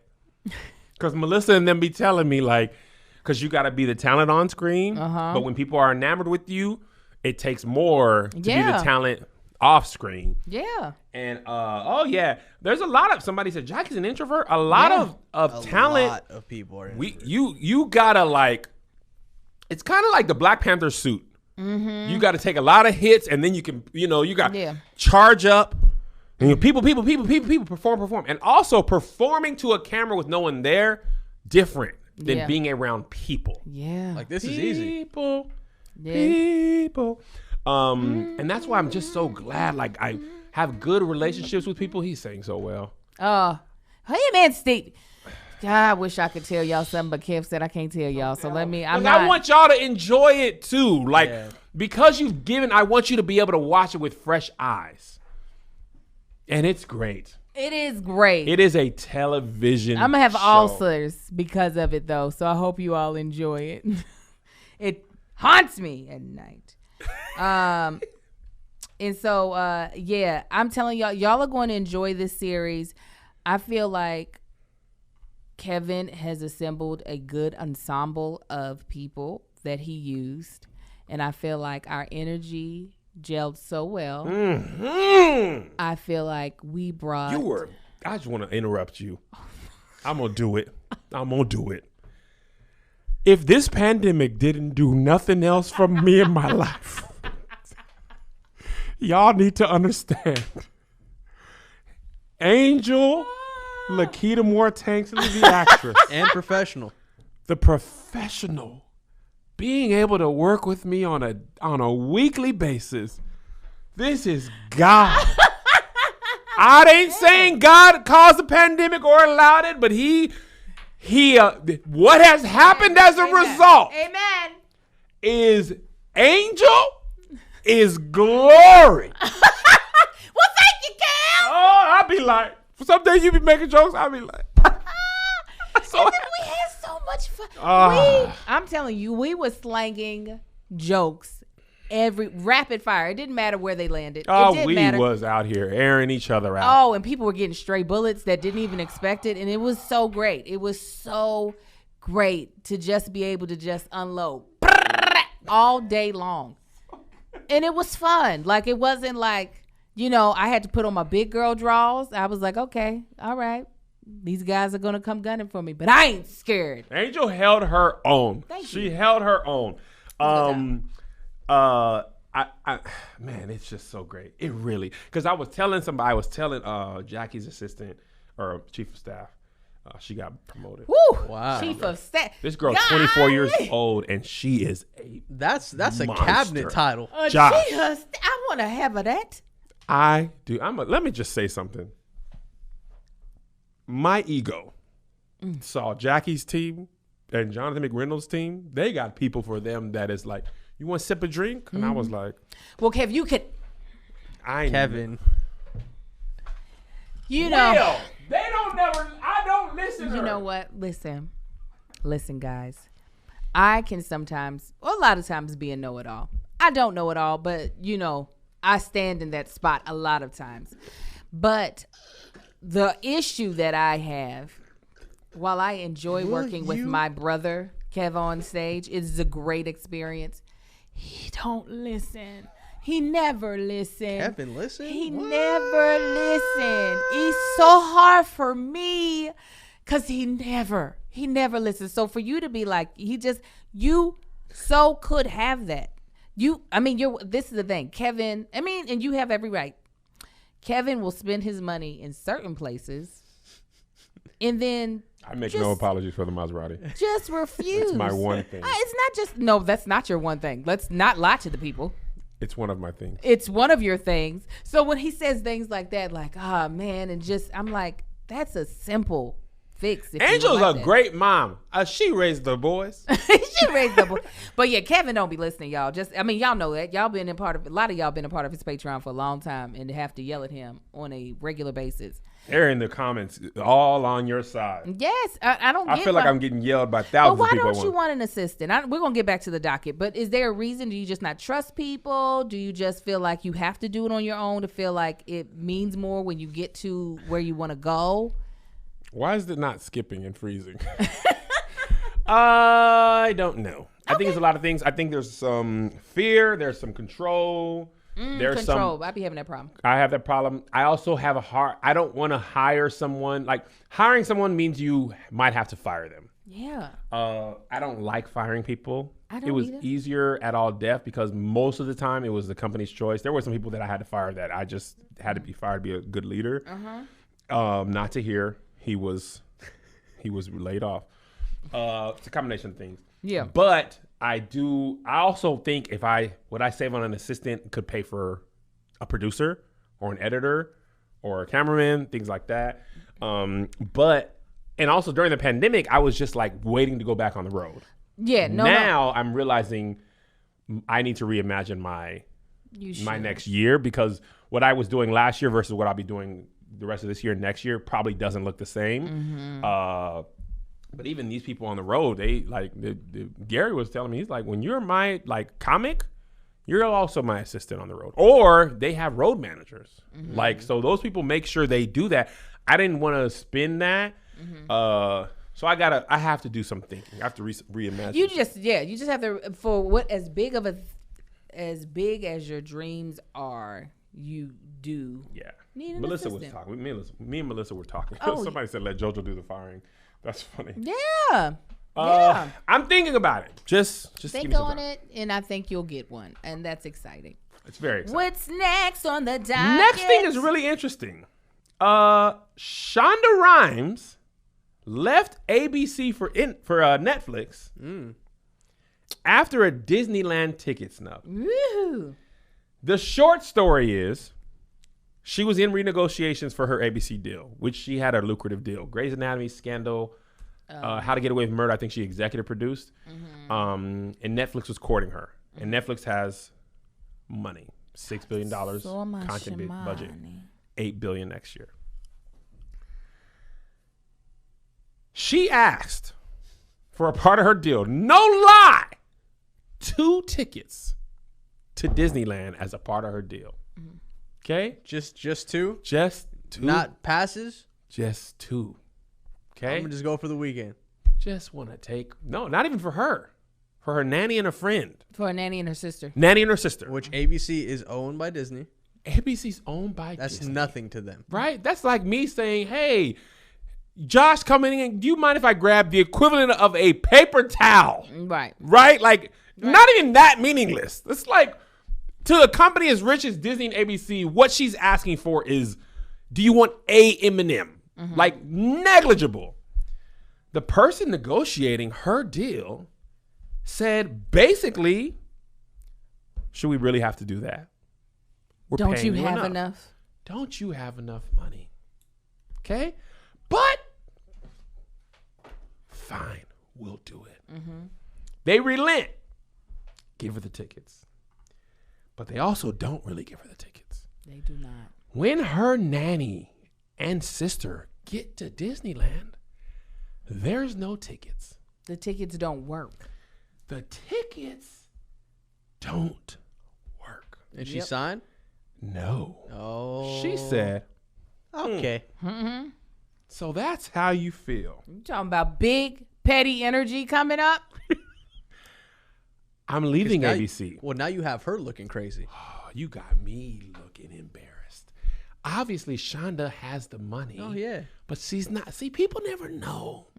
It was never about the tickets. Little heat check, man. It's a little heat check about my value. Exactly. Can you take care of this one little thing to you? To my nanny, this is big. To my sister, this To is my big. sister, this is big. To me, it'll tell me what you think of me.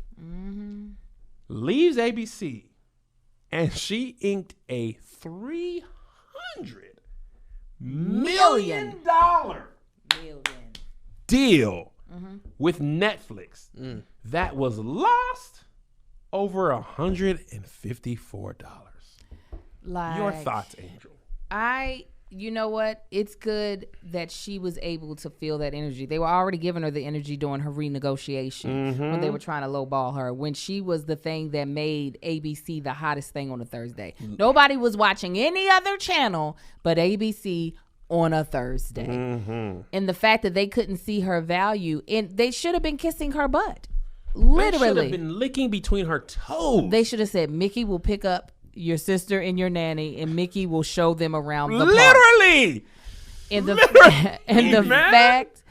fact that they didn't want to give her the ticket, I'm glad that, sometimes, well, I'm all about this, knowing like when somebody show you, you trust who they show you they are, and I'm glad that she trusted her gut of, oh, okay, yeah, this is a small ticket. Yes, I could have bought a ticket for everyone in my family if I wanted to.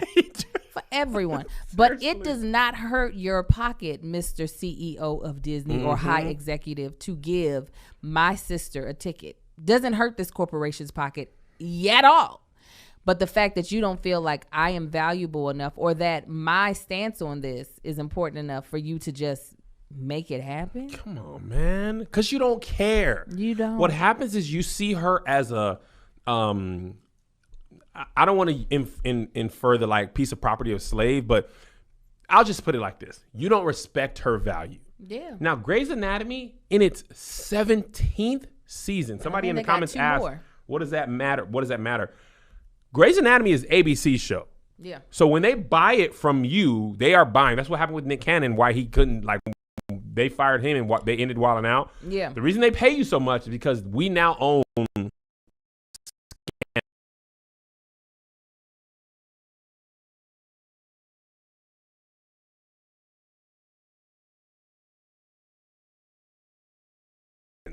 Josh every episode. And she was basically like, y'all, I can't do nothing else, so you're gonna pay me. I mean, there are people who don't work for ABC that are famous that could have gotten those tickets from ABC, and ABC would not have even thought to even buck at that at all. Right. I have always respected Shonda Rhimes. I respect her even more now. We were frozen and we're back. And this is I hate to bring it all the way back to the app, but it's where my mind is right now. People be trying to mess with you in this city. They be trying to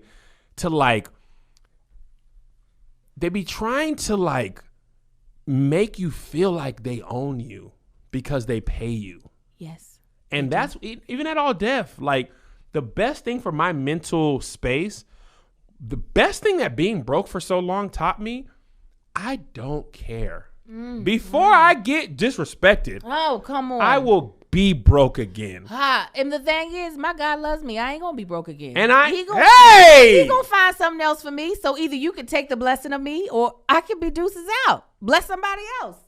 I like that, Angel. Yeah. That's I like that. That's what I know. Because I told them at All Def on a myriad of occasions, I will quit this job.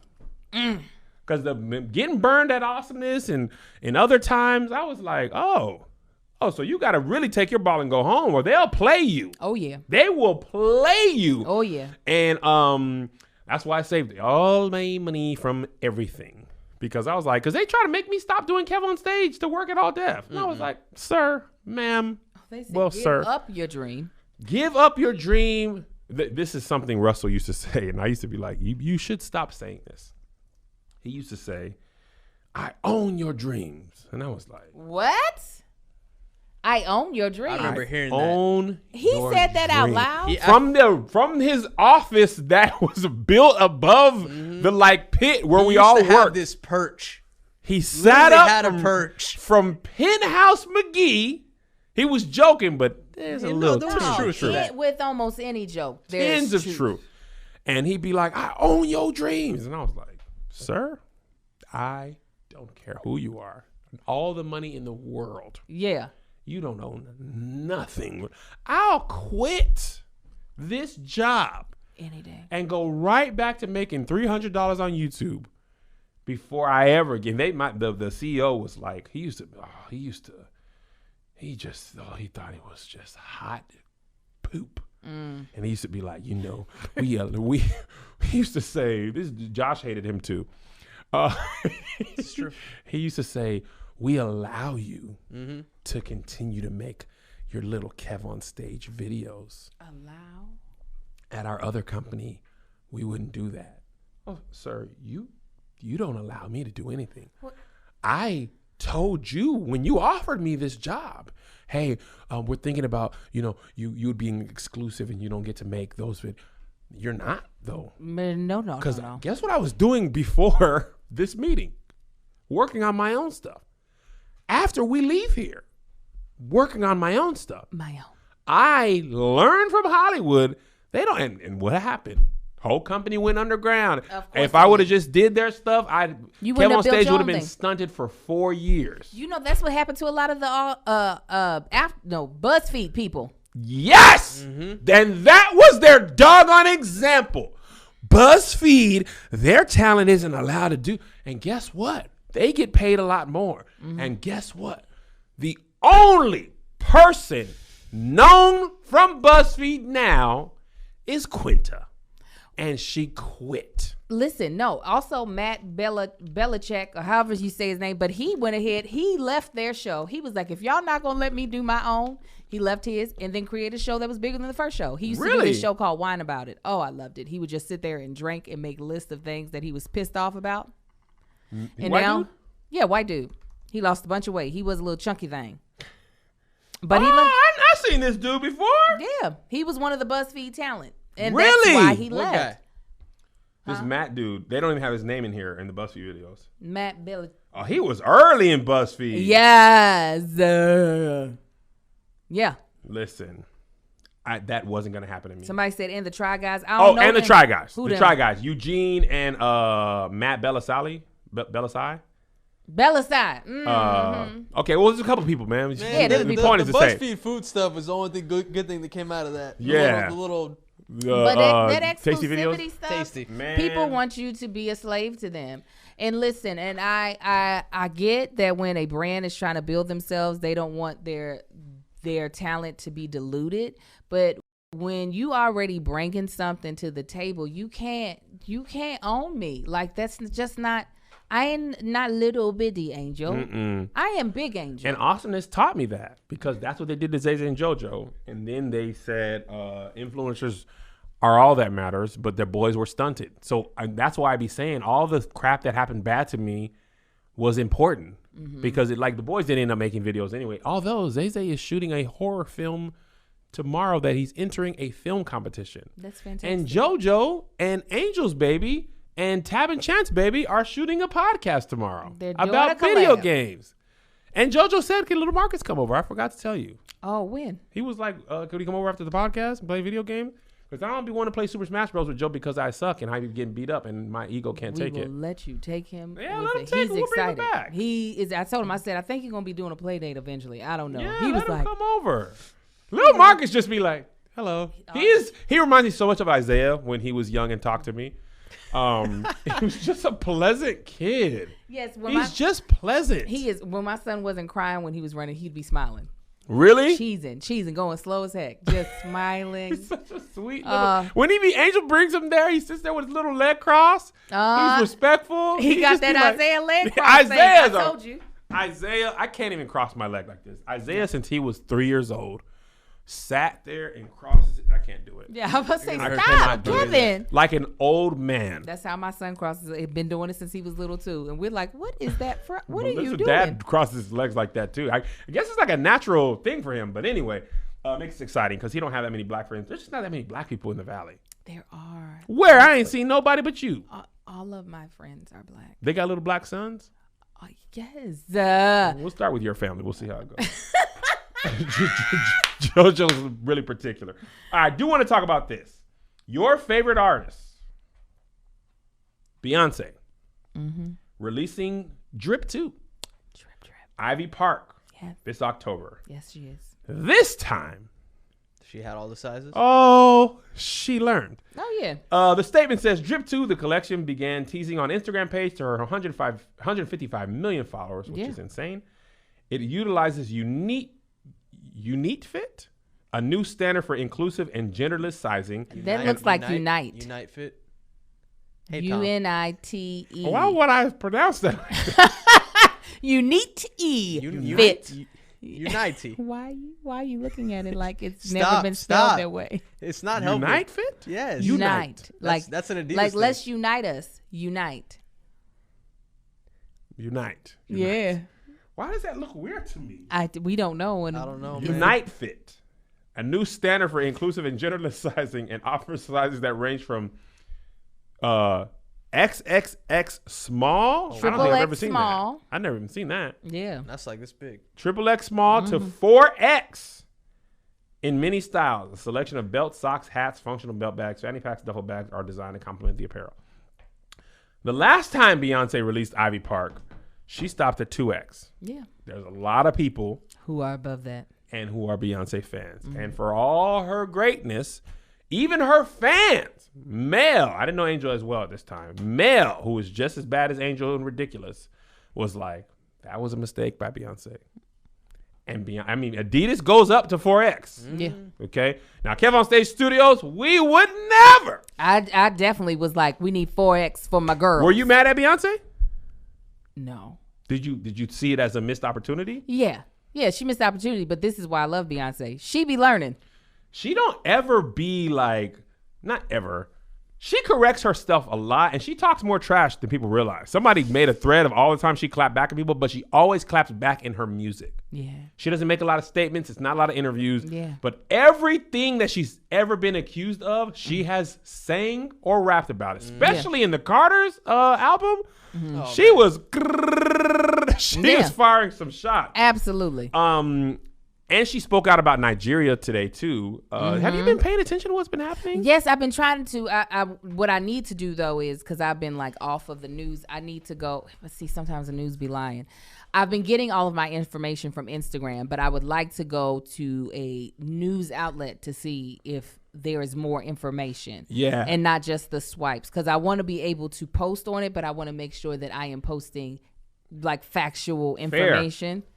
So like I've been just, because That's the thing. I haven't seen it at all in the American news. And that's probably, I'm probably going to have a hard time finding it, but like I follow enough people either from Nigeria or Africa that I've been getting it from them. So it's not that I don't trust them. No, I get what you're saying. But I'm trying to find like something factual that I can post about it. I'm the same way because, you know, the bigger your platform gets, the more responsibility with this.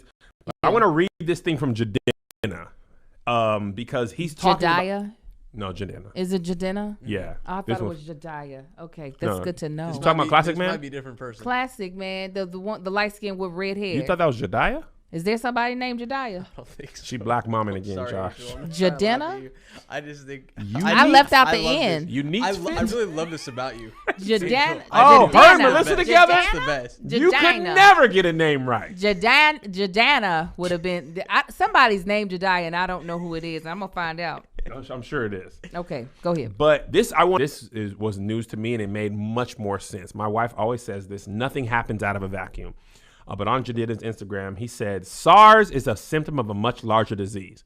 Nigeria is sick. The entire state is rotten to the core. Mm-hmm. West Africa was the hub of the enslaved Africans that fueled the transatlantic slave trade. Mm-hmm. The global North America, was built on the backs of these enslaved Africans. Everything you enjoy in your Western countries, we paid the ultimate price for.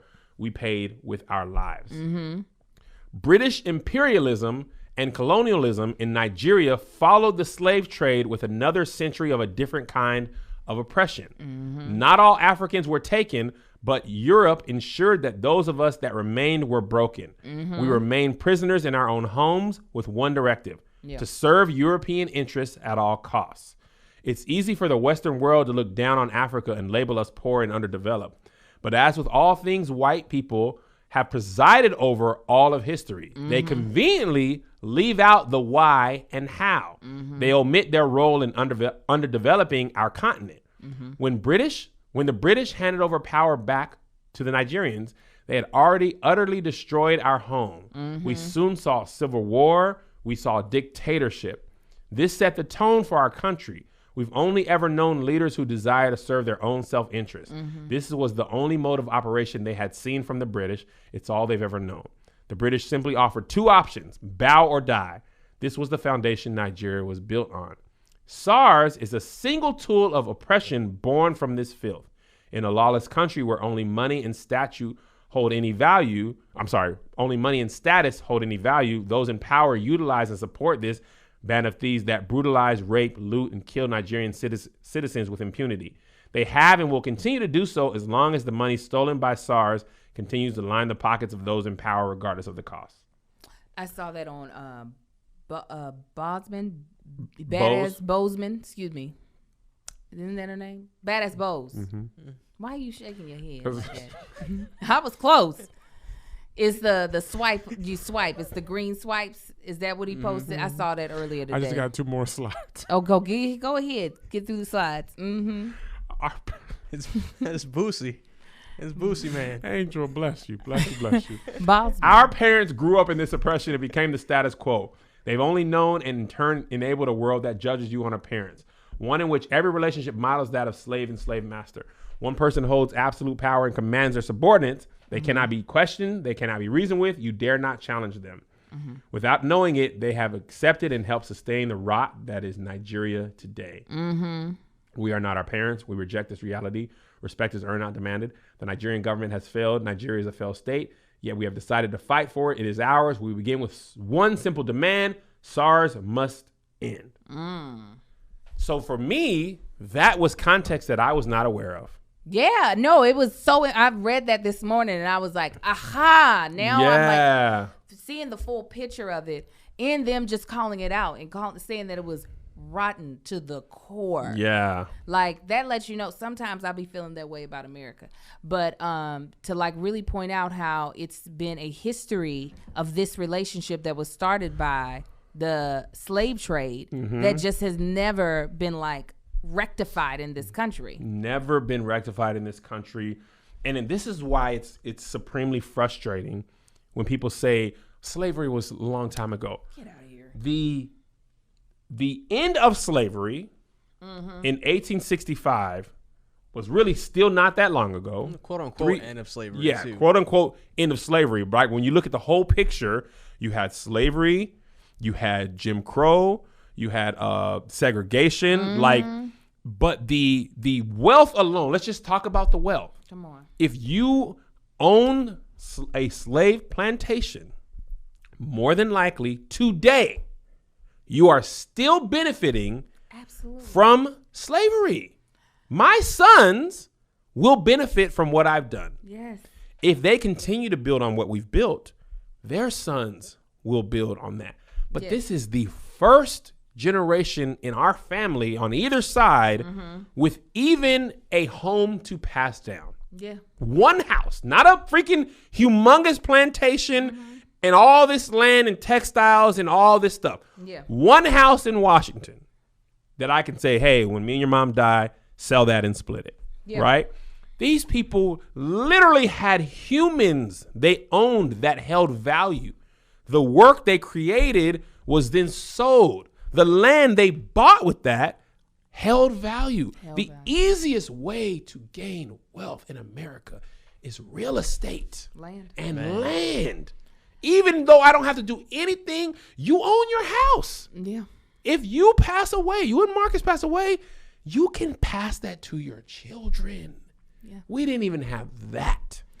Listen, me and Marcus just did a family and finance series on our podcast. So I'm going to mention two things. One, there is a huge difference. I know a lot of people, we think about like, you know, when we think about wealth or black wealth or what we can hand down to our kids, the amount that the lady who came on that spoke to us said, she said $10,000 makes a huge difference. If you're able to pass down just $10,000 to your child, that can set them on a whole different trajectory. Yeah. Like, and sometimes, so people, when there are a lot of people who are like, well, my great grandparents, they weren't rich. They didn't have a bunch of slaves, but I bet they were able to pass down the equivalent of $10,000 to your grandparents or your, you know what I'm saying? So like, I think sometimes people think that it's the difference between, these white people having millions and us having none. No, they had enough and we had so little that the gap just kept getting wider and wider and wider.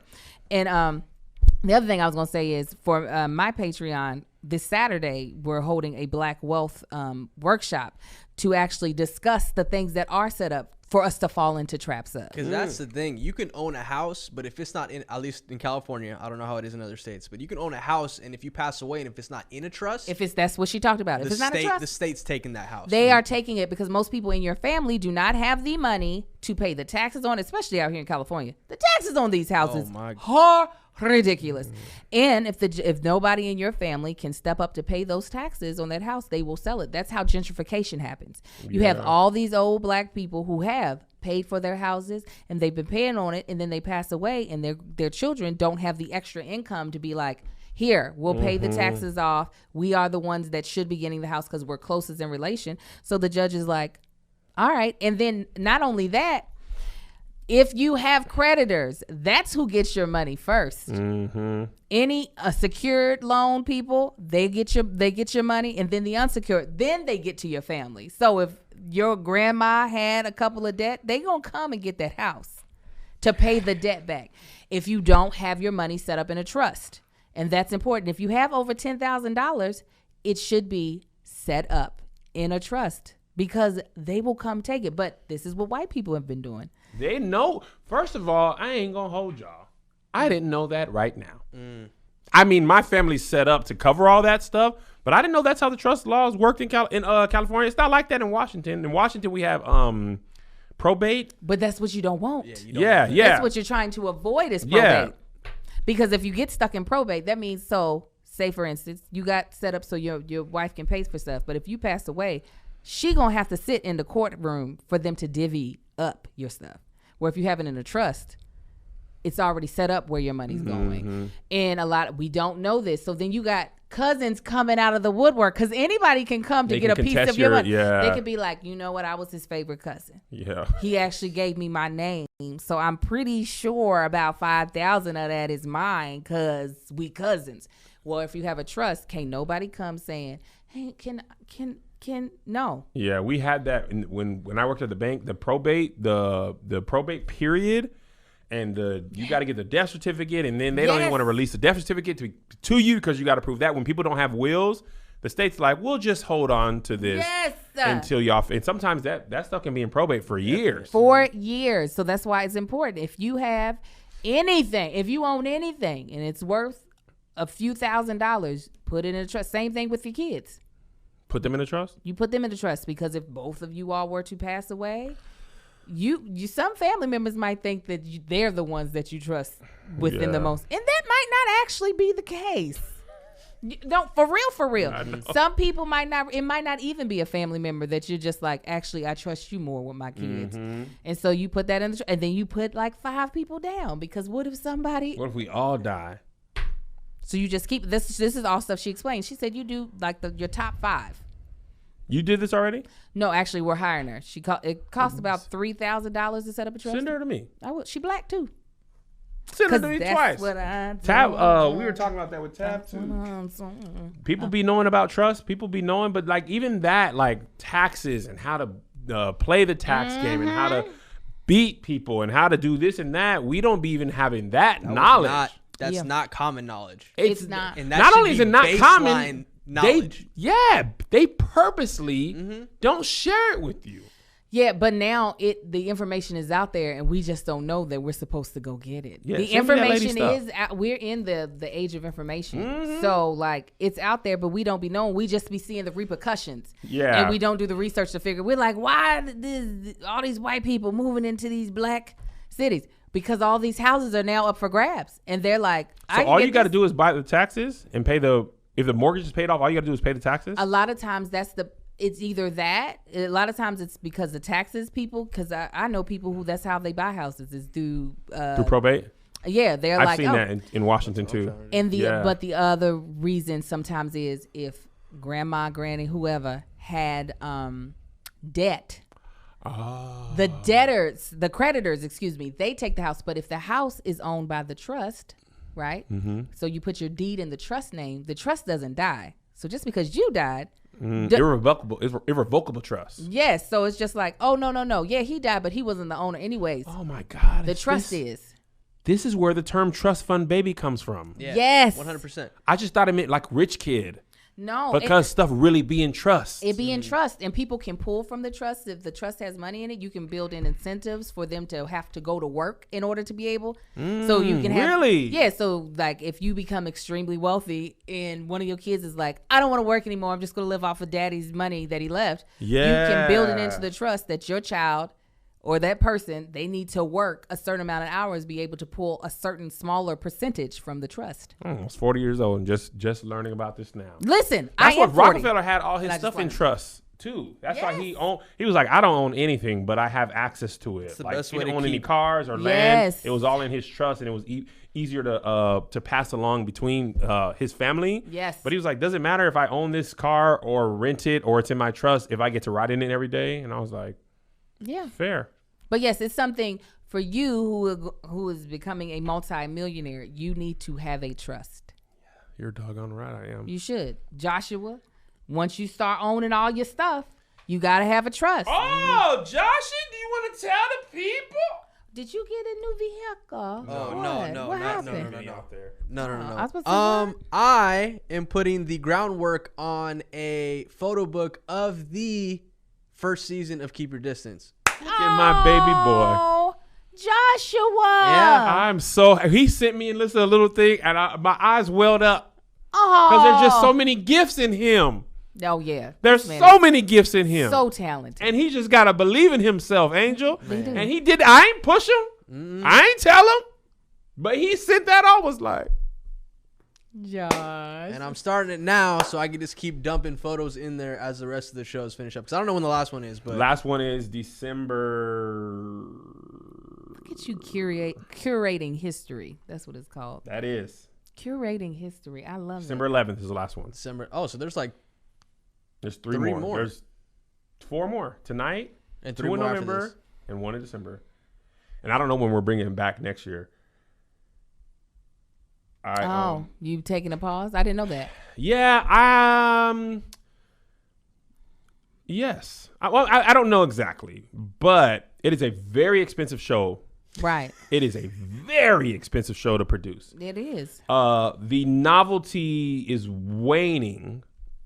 The world is opening up, and it's really hard to market comedians you don't know. Yeah. And it's the goal of it is to introduce you to new comedians. The problem with that is I don't want to buy it if I don't know if they're funny. I know they're funny because I've either seen them or they come highly recommended. Yeah. But the further we get away from people in my circle, in Zoom in All Def, to people who are just funny and they're not like the big people, if I get them, it's going to cost too much. And they also are not guaranteed to sell tickets, right? Because a lot of times they're getting club deals or whatever. And we talked about celebrity doesn't equal ticket sales, right? And there's some things that have happened that I'm like, oh, you don't have the pool I thought you did. Neither do you or you. So it's basically me pushing. And that's fine. But at some point, it has to be lucrative and not just like the sketches are backfiring in a sense. People love the sketches, right? But they don't necessarily go and buy the tickets. They just admire the sketch for the sketch's sake. And they're like, you should start a sketch show. And I'm like, this is buy the ticket, not just to do it. Like I'm not doing sketches just to do it. And I love that you love them, but if you're not buying a ticket, hold on, you do that all the time where you on the box, but you never yell the candle. For whatever reason, that was hysterical. And this isn't to the Patreon. The Patreon is pretty. I checked the numbers. The Patreon is pretty consistently supportive, and I don't expect them to do it, but I know how people work. Like the reason Comic View worked is because it's free. You already pay for cable. You're just choosing to watch a show. If they made you pay to watch Comic View, you'd be like, I don't know about all that. You know what I'm saying? So my next great trick is how to get people to buy into that. My brain is percolating. And that's part of the reason why I shot that video, because I need people to buy into the vision. Because I mean, I got my ways, but people, like in the beginning of the pandemic, people weren't going places. There were no sports. Now sports are back. Now we're just operating a regular comedy club. You know what I'm saying? And at that piece, I think the world is about to close. I think it's about to close down again in the new year. So this election is going to be interesting. Honestly, though, sports coming back, I don't know if they're going to stay back because all these events that are happening are not good for the league. That's even why I believe they're even doing limited seating at this World Series this year. Yeah, I've been noticing that. I mean, our numbers, again, we just hit what? It's flu season. It's flu season today. 500,000 in deaths. Was it in deaths? Was it really? Yeah, it's 500,000. They said there's about to be another 100,000 by like March. Oh no, we're at 500,000. I do believe that's what I read on CNN. Yeah. Some KB said I need to reevaluate the prices. I hope you're not insinuating charge more. Of course. I think they're definitely insinuating charge more, Kevin. Of course. My head is percolating. It's percolating. Time for the percolator. But I feel as though you're right. Your show costs a lot to produce. It's a pay-per-view show for $12. Here's the thing. Here's the. If I can't convince you to do that at 10 or 12, why would I then convince you to do that at 30 or 50? It's the psychology of it all. It's just like diamonds. Diamonds would not be so important, and people wouldn't want them so bad if they were $2. But because diamonds be costing a grip, people love to get them. And I'm saying maybe even $19.99 or a dub. I'm not talking about put 100 piece on the show, because I mean that's the thing. It's starting to become an event like where people. I mean you see it in the post when people share the show. 223,000. It is. That's for sure. There's people. It's not just one person watching the show when they have it up. Yeah. I can tell you this though. Tell us, Kev. I'm gonna take all that into account and still do what you were gonna do originally. What I was gonna do for the beginning. I know. I don't even know why. I'm listening. We got to square up already for that post yesterday, Kev. You thought I forgot. So great.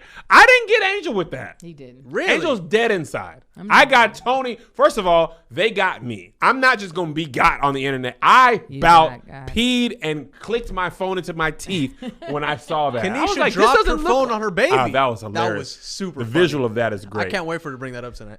I was like, this doesn't look like it's gonna be a funny video. No. But maybe it got me. When that man ran up in my mind, he was on top of me. Was he on top I of showed you? Tony Baker. He was like, I showed Angel. She was like, I was like, oh, okay. I've been dead inside since the birth No, of a bar. it's just you. These are videos that be on the But I said, Angel, look how funny this was. And you were like, because I wasn't laughing. no, you're dead inside. I'm not dead. I'm very much so alive. I just don't fall for stupid tricks. Man, them people on Instagram, we all fell for it. Yeah, I was. Oh. I was going to put in there. Y'all don't fall for this, but I was like, I'm gonna let him have his little fun. Matter of fact, I meant to delete that too. Because I can't leave my evidence of things like that. I gotta videos like that. I always delete them later because I want you to never know what's coming. To never know. All right, we're gonna go. I'm gonna stick around for a little bit. I'm gonna let Angel go. We had a week. First of all, I want to do one more thing to Angel. What's that? This woman, we had a doozy of a week. We did. She had of a 2 weeks, really. In the midst of us shooting our show, Angel also shot a movie. So in 1 stretch of days, she shot a movie until 10 o'clock. The next night, shot our show until midnight, right? I don't know the days and, And the then- orders, but that sound about right. The next day had to be on set downtown at 8 o'clock in 3 days in a row. In the midst of that, on set on time, never late, Professional. professional, shooting, taping, editing auditions to turn in, and uploading her videos for her regular channel. Oh man. All while being ready when our show started. To hear It editing was working. his own stuff for his Patreon, Tony shooting videos, to hear how to do an audition, I was like, I need to say it. Niggas around me who are just as ridiculous as me. It's also really hard to tell people to stop working when people around you are like, I got to audition, I got to send this, I got to upload the mukbang with Tab, I got to do this, then I got to be on when the camera turns on. I'm like, yeah, I got some dogs with me. Yeah, we these people is hustlers. crazy like I am. Like, I'll shoot for 12 hours. Banger. And the Yeah. thing is, like, Brennan, me and Angel was talking about this. So in the industry, there's something called a turnaround. You know about it, Josh.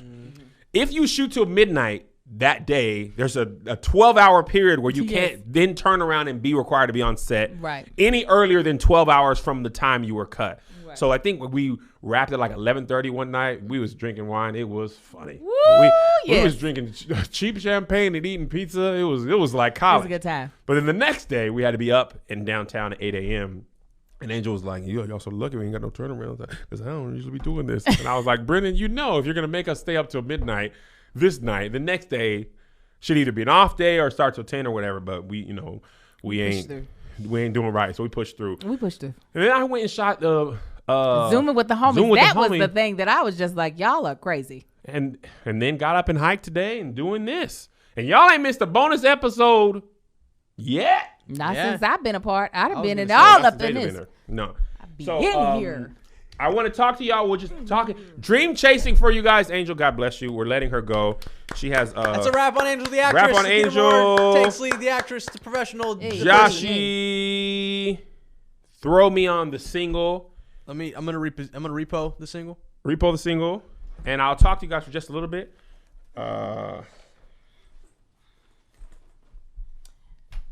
See you mañana. You know we're shooting the Married at First Sight at noon. Tomorrow noon. Noon, right? Yeah. Is it noon? Did we decide? Mm-hmm. Oh, because you got to get your hair done. Yeah, wait. the evening at 6:30. So it's right after the podcast. Yeah, it'll be right Right after after JoJo's the podcast. Yeah. And then we'll take Marcus after that. Y'all keep him. Y'all keep him. Does that work for you? Yeah. Oh, for Josh, yeah.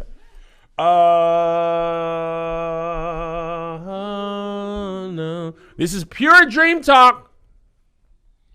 Hold up. Pure dream talk. So if you don't want to be a part of that, I can't help you. This is still on the same link. I'm gonna listen to it. Yeah. While I go mail off merchandise. You mailing off your own stuff personally? My Patreon stuff. Let me tell you what, though. Those hardcover books are not cheap. Oh yeah. They are not cheap. And they shouldn't be. Don't say it like you gotta apologize for it. No, I'm What talking hardcover about books? to make. The photo book. Those For your photo book? That's gonna be fire. I can't wait to buy one. I'm about to go buy my Keep Your Distance comedy show ticket. Josh, don't forget to, after this, to send me that clip. So I want to talk to y'all about this experience. Yeah, the beginning. When we get done. Okay. As soon as you get done, just send it to me. We'll circle back. Because I'm going to post. No, remember the very early clip of me talking about the show? Keep your distance? Yeah. I thought that's what this was. No. I already did it. Hanging out. Yeah, I'm just hanging out. Oh, okay. You didn't stop the live, right? No, we're still live. Okay, so when we get done, chop that and send it to me so I can do the last minute push. Angel. Yeah? None your business says, please tell Angel her hair is fire. Oh, thank you. It's dirty. I'm about to wash it. Thank you so much. She said, thank you so much. You don't need to hear the other part where she was not just saying thank you. Y'all be good. All right, Angel. God bless you. See you tomorrow. 10 o'clock, right? Yeah, 10 o'clock. You'll be here. Okay, couple of questions I see in the comments. When is the app dropping again? The plan is Christmas. It's being built right now.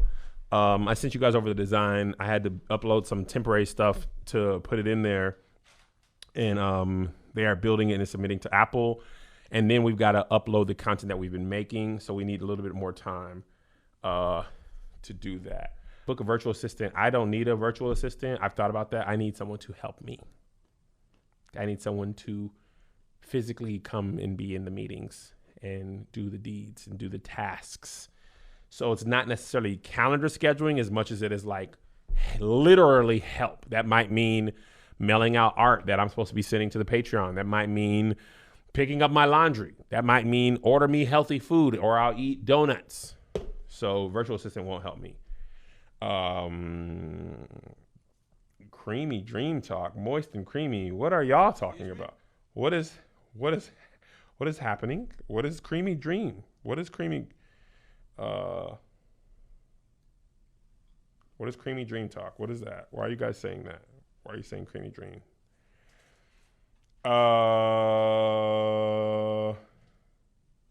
Kenny Khan says, please consider interns. In California, it is illegal to have unpaid interns. You have to have college student credit with your class. And honestly, to be honest, the unpaid intern game is a sham. Yes, please. Which one? Strawberry. What companies are doing is getting people who should be compensated and getting them to work for free. And I don't want to do that. Oh, I did say that in the Gary Owen podcast. That's why I was like, that sounded familiar. Moist and creamy. So I just want to say something. We're family. I see a lot of y'all in there like, I'll be your assistant. Okay, guys. Here's the thing. I don't know if you want to do that. You don't. I love Kev, but you don't. Performative Kev. Kev on stage. Nice guy. Love him. Love him. Love being around him. Love him. This is a great time. Great man. for a game night. I'm having a great time. Want to see a Chance the Rapper concert? Let's go. I work for Kev. It's going to shatter your image of me. Mm-hmm. I cry every night. I'm kidding. No, I don't, guys. You are going to be upset. I'm going to upset you. I have employees. You don't want that. I actually don't know if you want to even see me like that. It's like looking behind the curtain of the Wizard of Oz. You're like, oh no, and the wizard is a man. When I tell you, hey, pick me up lunch, and heaven forbid you make a mistake, you've never seen the side of me who's paying for something and not getting the thing he paid for. Mm-hmm. Ooh, I don't know. You don't know. Mm-mm. And I love Joshy, but I know. Joshy's had some moments where he's like, man, he cussed at me in his head. I know it. I've earned some cusses. So I don't know. I personally would rather not have someone who's been a fan of me first only, then have to come work for me. I don't know if I'd be opposed to it. Work that directly with me because I'm like, hey, man, drop these jeans off at the cleaners.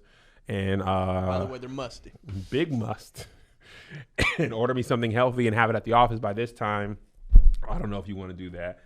Hangry Kev? Oh, Lord. Josh can attest. Hangry Kev?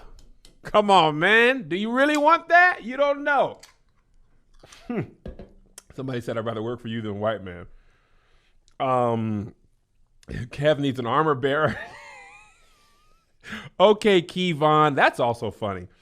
Doug Williams, if you guys don't know, in the comedy hype interview. Actually, I want to tell you something about something else too while you're here. He pronounced my name Kevon like 30 times, Josh. It was like he was going out of his way to say Kevon. I was like, maybe he just said it once, I'm gonna let it slide. Then he did it like 5 more times, but he kept saying it and then keep talking, and I didn't want to interrupt him, so I let it go. And then after a while, I was like, Mr. Williams, my name is pronounced Kevin. He was like, oh, my bad. My best friend's name is Kevon. And the commenters lit him up. Hilarious. I mean, and it wasn't even all my fans, but they was in the comments like, Kevon, because the girl introduced me as Kevin, but a lot of people think my name is Kevon. But anyway, I want to tell you that, hey, ask Coach Shay, say you're losing weight. I can tell. Josh said the same thing. I've been hiking like crazy. Outside of last week where I had to learn the lesson that I cannot run downhill. Don't do that. Too big boy. My knee was swollen, so I had to take a week off of hiking. So now I just walk up and down. Been eating healthier outside of today. I usually, but you've seen me. I be usually eating trash. Quinoa mash. It's been. It gave me some quinoa and chia seed. It was the worst. Now I'm not gonna eat gross food. But anyway, I didn't even tell you this. King Batch reached out to me yesterday. Well. King Batch hit me up, guys. DM me like, yo, want to work with you. Called me. I sent him my number. Called me. The first thing I thought of was that poem he did where he was smacking his chest and the names was misspelled. I was like, even if we were friends, I would have gave you that. But he was like, yo, do you write and stuff? And I was like, I don't write, like, because I thought he was talking about sketches. I mean, I thought he was talking about movies. And he's like, no, man, just like I've been seeing the sketches and I want to, you know, I love them. I think they're funny. I'm trying to get back in to sketches on my YouTube, man. We should link up. And I was like, yeah, because when I first moved here, Batch had a sketch where he was riding a horse. Like, he was doing it out here. So, might be working with King Batch. This is another reason why I don't think I'll be going out on the road next year. Also, coronavirus ain't going nowhere. But anyway, what I want to tell you guys. This is what I wanted to tell you. This is why I wanted to stay and talk. When I want to explain this clearly, I want you guys' input. When the app goes live, I've kind of talked about this before. The thing that Patreon is great at is it's a great connection tool between me and you, right? The audience and like sharing like merch stuff and this and that. I can share it with you easily. The app doesn't have that. Also, the app doesn't have tiers. So some of you, a lot of you pay $5, but some of you pay 10, 15, 20, 25, whatever. I want to keep the Patreon as 2 things because I like the close relationship family aspect we have of it, like where I can share the images with you, and the app doesn't provide that. The app is basically going to be content only. There's a place to post the content. You can turn your notifications on so you can be aware of it. I can only really make announcements in videos through the app or through email. Patreon, I'm thinking will have two purposes it serves, and I might introduce a lower price for that. But basically, I want it to be like a private social media for us so that you can do two things. One, if you want to give more than the app cost, you want to give more than the app cost. You don't have to. You don't have to. But if you just have the $6, all you'll really get is the content. There's no way to have the relationship like where I can talk to you like that on the app. We'll still do the lives on YouTube. I've been working with Josh about, because the app is backed by Vimeo, and Vimeo doesn't have a smooth way to comment in real time like YouTube. Like you can comment on a YouTube, a Vimeo live video, but it doesn't create like a chat, like where I can read your comments and you can see other people's comments. It's just like those comments go on there. So the Patreon, I'm thinking of dropping down the entry price to like $3. So you can still have the like, or maybe even $2. You can have the like, what is it? I don't know, like the social media, the special social media part of our relationship. That will also help cover costs because we were going over the budgets and it's expensive. It's very expensive. Producers, pre-production, editors, PAs, cameramen, directors, lunch, crafty, editing, all that. We are thinking of basically the content working in three ways, okay? One, Kev on Stage Originals, okay? Like the show we just shot. We can only really afford to do one of those super high quality, super expensive shows, one a week. When this one airs and it finishes, the next one, kind of like HBO has Game of Thrones. When that ends, it has, what's the one with the robots? Westworld. And then when that ends, it has, whatever. We will have the podcast bonus episodes as well. We will have a licensed show like from Keon or somebody like that who's created their own show. We license that and put it on the app. And we'll have kind of like our Great Taste. And I don't mean the show Great Taste like copying that, but I mean a show that doesn't cost as much but is probably between 7 and 12 minutes and still entertaining. And then we'll have like our once a month shows as well. I see a lot of you guys saying don't go below 5 on the Patreon. Is that what I'm reading? I saw that comment a couple times. Is that how y'all feel? If you think we shouldn't go below $5, y'all are deciding right now. Say no below if you don't think I should go under $5, because I wouldn't think that, but maybe I'm tripping.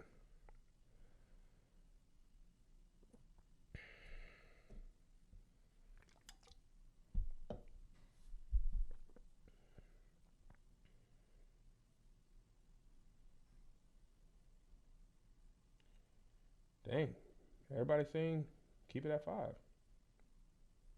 Really? Are y'all serious? You're gonna do less than 5, Kev? I was gonna do less than 5. I don't want to feel like people are getting taxed.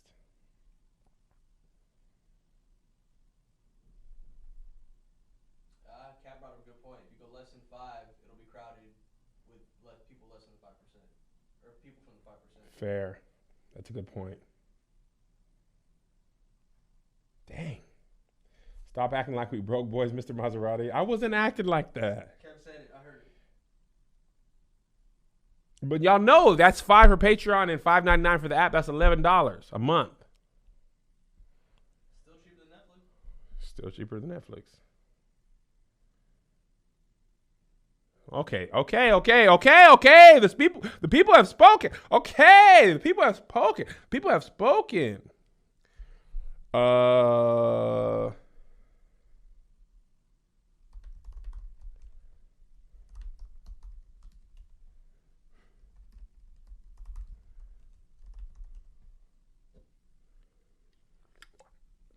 Okay.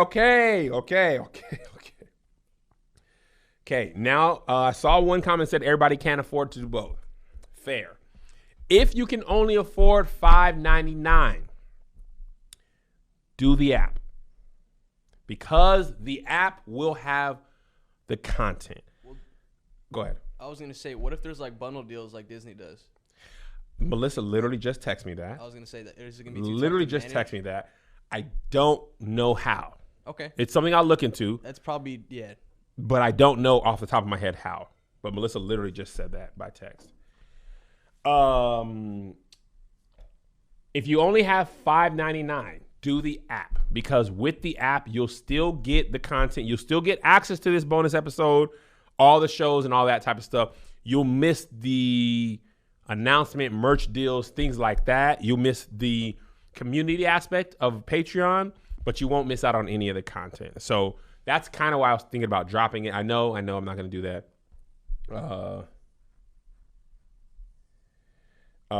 So if you only have $6, do the app. And I don't ever want you to feel bad for not having a lot. Again, I don't. The podcast will move to the app, but live, we still have a way to send you an email that says, hey, we're live. You can pull up to watch, or send you a YouTube link.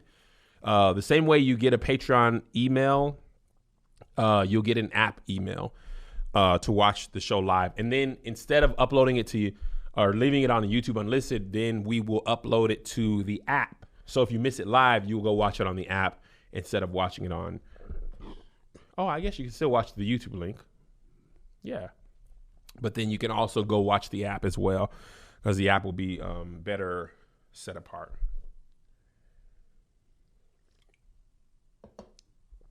Less than 5 makes it easier for the college kids who can't afford either Patreon or the app. At least they get something. But they won't get anything. If it were less than 5, they would just get the social media, the community aspect, but they wouldn't get any content, because the content won't be able to go on to 2 spots. So again, if you can't do both, please don't feel bad. Do not. You're still going to get what you paid for. You're going to get way more. And that's the thing. You're going to get way more, much higher produced content when the app rolls out. It's going to be pristine. Also, if you are in this Patreon with a stop sign on it, move to the Patreon with the picture of me on it, right? We're trying to move people away from that Patreon into this one. Put it on this one where I'm like this. Most of you guys are on that. Yes, Letitia says, can you watch the app through the TV? Yes, you'll be able to watch it on Apple, Roku, Google Play. That's also one of the reasons it takes so long. Laptop, cast to your TV. That's literally the best thing. And if you start watching on your phone, stop, pick it up on your iPad. It'll be there. Or pick it up on your laptop, be there. Get home, pull up on your iPad. It'll be where you stopped. So that's great.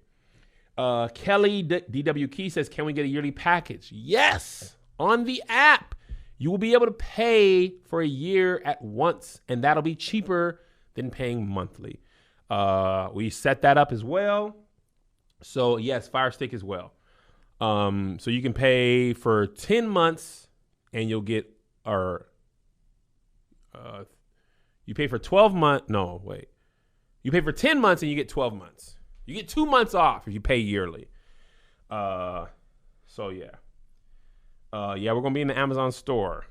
So yes, it's going to be on Fire Stick, Amazon, Roku, Apple, Google Play. I think that's it. Matter of fact, I need to do my email. I need to check my email. So yeah. What other questions do you guys have? I got about a little bit. T-Mobile had Quibi as a benefit. Can you get that? I don't think so. I don't think I can work with the cell phone companies. That'd be nice though. Text messages, blast us, email notifications don't always hit. I think you can get notified in the app as well. So you have your phone notifications on. It will tell you in the app when we're live as well. If I pay the $5, will I still get Patreon stuff? You will. You get more. You'll get what you're getting now, but plus more. Can we get people subscriptions? Yes, you can. You can pay it forward. Kevin on stage, start hiring. Where can I apply? We're not doing that yet.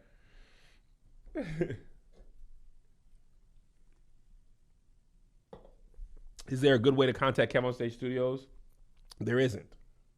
By design. We don't have any jobs yet. Quentin, I done seen you now.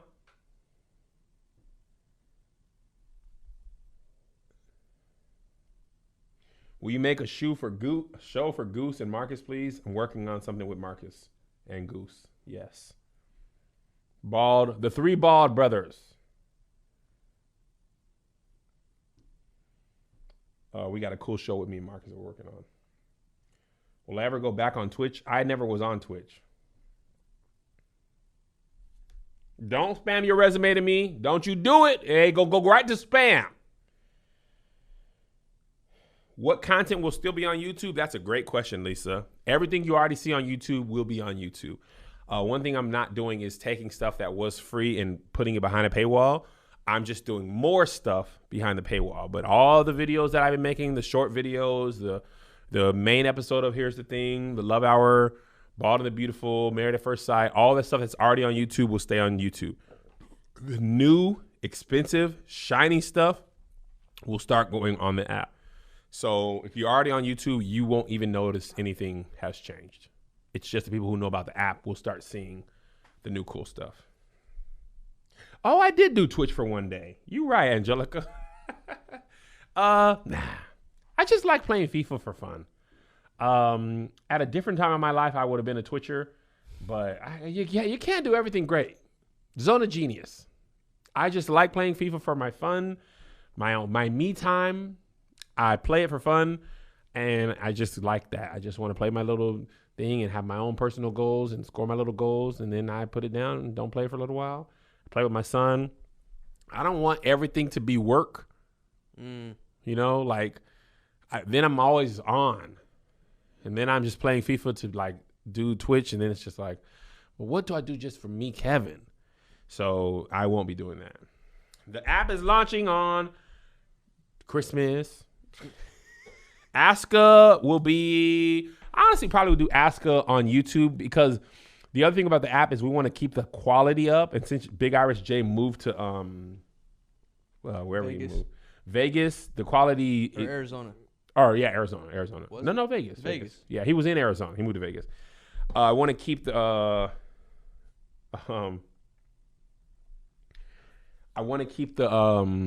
quality up. And to be honest, we don't have great, like, Aska's going to be still going on, but I probably would just put it on YouTube.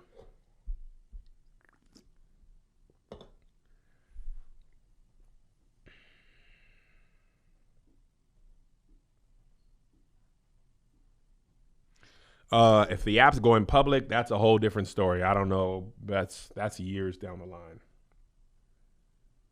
And we are going to be making movies. But those movies will be a separate thing. So it's kind of like it's kind of like if you, how do I explain this? The movies we make will have their own deals. So you would have to, the movies will be like Keep Your Distance. Like, even if you're a Patreon, you'll probably get a discount, but there will be a cost associated with buying the movies. Be like seeing them in theaters. Yeah. Unlimited screens. Oh, will we be able to watch on unlimited screens? I don't know how they do that. I don't know how they share passwords and stuff. I don't think it's unlimited, especially not at once on the same email. I'm pretty sure you can't.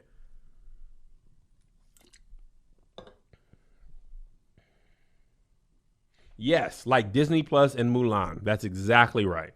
Or ESPN Plus, and like you want to buy a fight. Like you don't get everything for free, but you get a lot of stuff.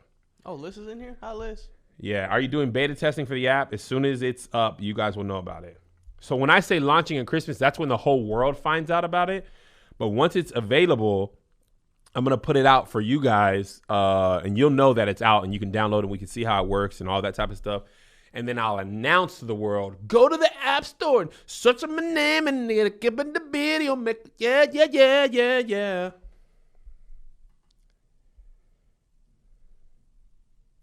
Oh. Are your shoulder?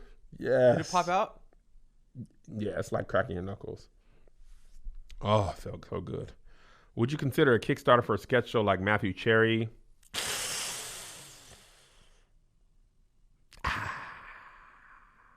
Kickstarter's tough in this position now. Yes, I told Melissa that. It's going to be hard to, hey, here's my Maserati. Also, I need help with the Kickstarter. I probably will never do a Kickstarter again just for that reason. I will be livid if I start seeing oh, he's driving Maserati. He tried to bid. If he would have saved him in her Maserati, even though the doggone sketch show will cost so much more than the Maserati car payment. Mm-hmm. People just love to, you would look at a Maserati. He wouldn't even know how to do that. It's interesting when people act like everybody who has a luxury car pays it in full when All they at really once. just pay the same financial setup as anybody else getting a car off the lot. The mind state changes. Mm-hmm. I know the Patreon people won't be like that, but even Spike Lee did a Kickstarter, and he's a millionaire. Ooh. Hey, man, put some ice on that before the show, man. I also wear the Maserati Chronicles. They're on pause because we're working on a car show with me and Marcus. Conflict of interest. I need to talk to that dude too, man. I got the hookup on some cars, but your boy ain't been hitting me back. Freddie, where you at, baby? Come on.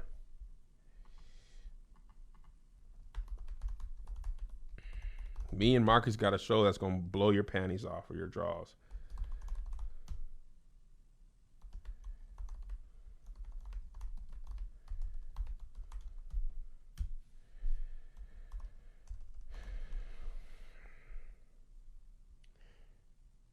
Can we pitch and shoot shows on our own, then host them through your app? There will be time for that. That time is not in this time. We got a lot of things to figure out first, and the budget and the ownership and that, all of that stuff will come, but it won't be in phase one. I've kind of talked about this. First, we got to get our baseline and our shows going, and there's a lot of stuff that we got to do to get it working. But he just hit me. Probably watching right now. I text him. So yes, it'll be something that happens later in our life. I don't know when, but it won't be at the very beginning. Said all Marcus needs is a knife to repair a car.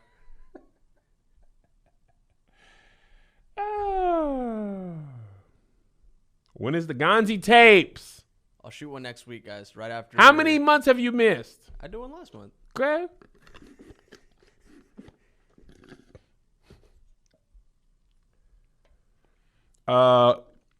Is the app gonna work internationally? Yes. Yeah, the app stores. Yeah, I was gonna say. I guess as long as you get it in the. I think it converts into your country's money, like whatever it costs in your not time zone, but currency. Mm. So yeah. Am I still going to therapy? Yes, I got therapy today, 2:30, 1:30. Ooh, 6 minutes. 2:30.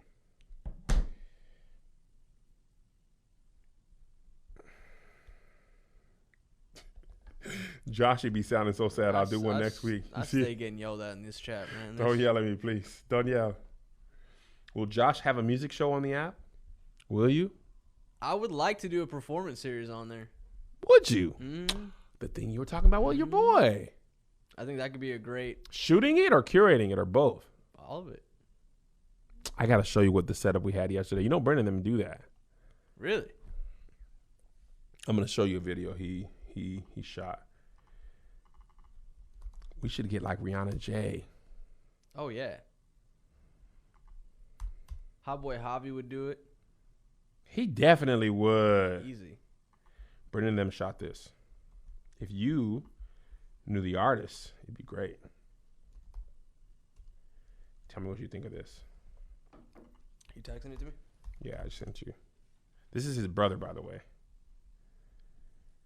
And I'll just show y'all since we're family. I'll put this link in the chat.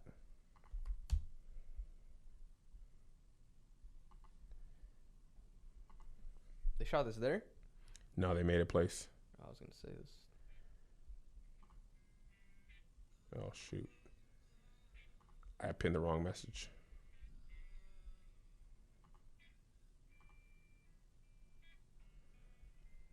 That's his brother. That's when it become to the shows. Yep. What other questions do you guys have? I see y'all saying kids on stage. What do you mean? Will kids have stuff? How come Toby and Fat haven't been on the Love Hour? Because Toby's star is rising so fast.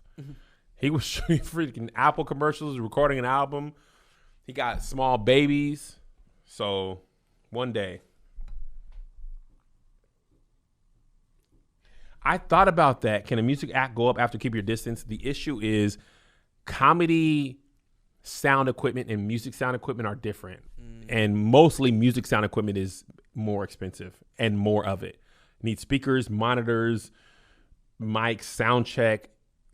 Stand up is simple. Rehearsal, it's a lot. I love music, and I've been thinking, like, would I be able to do a music show because I love music so much and I love putting people on? Yeah. But would people care if we had like a tiny desk type thing, like Vibe? You build it. That's the thing. Is like it's one thing. You would have to get artists that are known at the top of it. Right. Like those first 5 got to be like the Jonathan McReynolds. But what could be dope too is it could be like an open format to where you'll have the Jonathan McReynolds on some, you'll have the Xavier Omars on some, you'll have the Rihanna J's on some, where that alone has its own like tier of draw, but I think you would need the heavy hitters to open up the door. Well, I mean, and then sprinkle in the emerging ones, but like. But also, these are the people watching. Mm-hmm.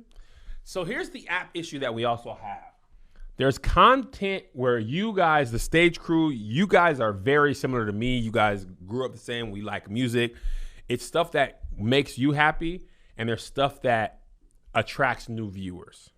And in order for the app to grow, we have to do stuff that attracts new viewers as well. But you also have to keep the core audience happy. So a lot of cell phone companies mess up. All the new deals are for new people only. People who are still there be like, bro, what about us? Unplugged, KOS Unplugged would be dope. But another thing I was thinking of with a live music show is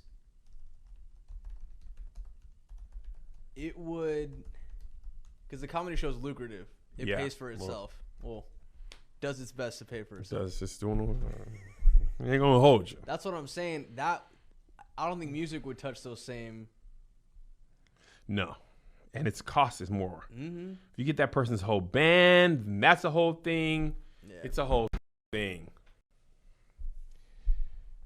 Can we get kid merch? I thought about that, man, but kid merch is be expensive, and the people be asking for stuff. And here's the thing about merch that I want y'all to understand: what one person wants is easy. What a lot of people buy in bulk is not. And that's what I have to balance.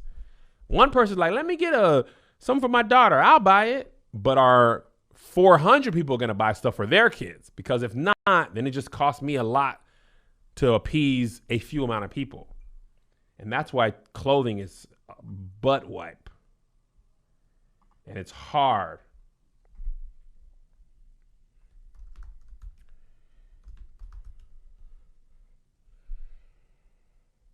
And I am trying to get the boba at the bottom.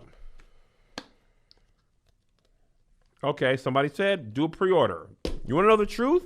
You want to have a family meeting about pre-orders? Y'all don't be pre-ordering. No, they do. Really?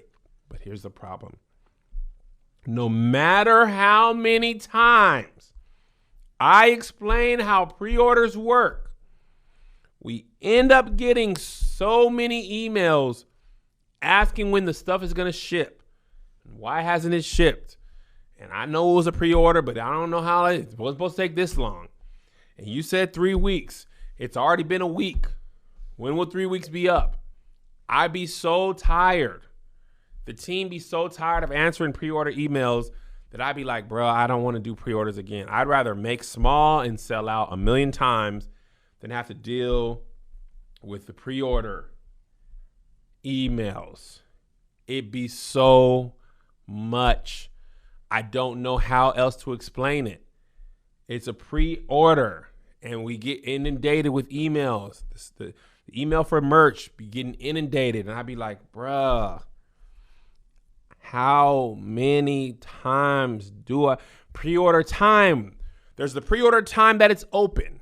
The clock doesn't even start till that stops. Then there's the time to get it made. And then there's the time to ship. And in that time, people email more and more and more and more. And it's like, it be so many emails that it doesn't feel like it's worth it. That's the honest truth, guys. I promise y'all, after the last pre-order thing and the emails, I was like, I'm never doing a pre-order again. I'm not going to do it. I'm not going to read another email. And yes, Shay said it. It's the Amazon Prime effect. Amazon makes it hard for little people like us because we're so used to clicking Amazon and that thing arriving within 2 days. When something takes 3 weeks, we are like, okay, and then they ask for refunds. Even though it's still within the pre-order window, they ask for refunds. And it's just like, man, forget it. And I know y'all don't like get the emails, and the majority of you guys are not the ones. But when you're on the receiving end of those emails, it'd be like, oh my God, never mind. Never mind. Never mind. And I can do an automated email, but people still, when they ask for a refund, you can't respond with an automated email. Can you? You got to actually physically go in and refund them. And the other stuff, we got a small team, and to have somebody who's always answering those emails when it's just like merch isn't a core part of our business. That's just the bottom line. It's not. I'm not a fashion company. I just make stuff because I want my people to be able to have something to wear. It was a bigger part of my business when I was on tour, but I'm not even doing that. So sometimes I just be like, man, just never mind. But I don't want to treat people like that. But pre-orders and the amount of emails that go with it,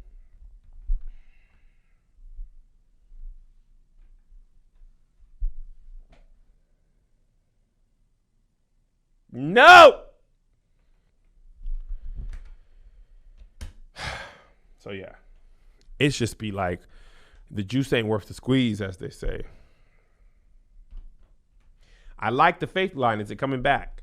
No, because not enough people agreed with you. Didn't sell. Didn't sell. Didn't sell. Didn't sell.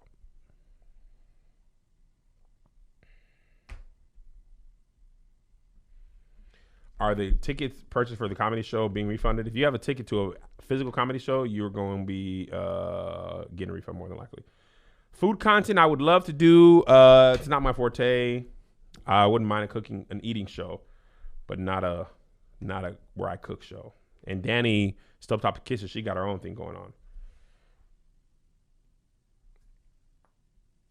What happened to the reviews with Tony? He can't see that many movies. Yeah, if you get an email, if you don't get the link to your email info@transitpictures, it usually means you either input it incorrectly or more than likely your Eventbrite email is being sent to your spam. In the frequently asked questions of the comedy show, it says,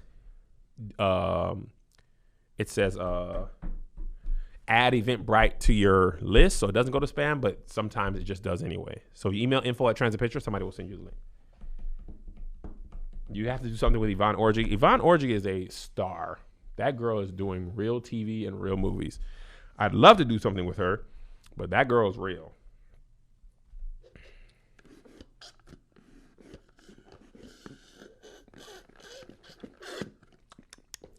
Okay. I got to go home because I haven't taken a shower and I got to be ready for therapy at 2:30. I love you all. I'll see you soon. Also, somebody just mentioned Dear Kev. Dear Kev is being sunset. Show will not, you won't see any more new episodes.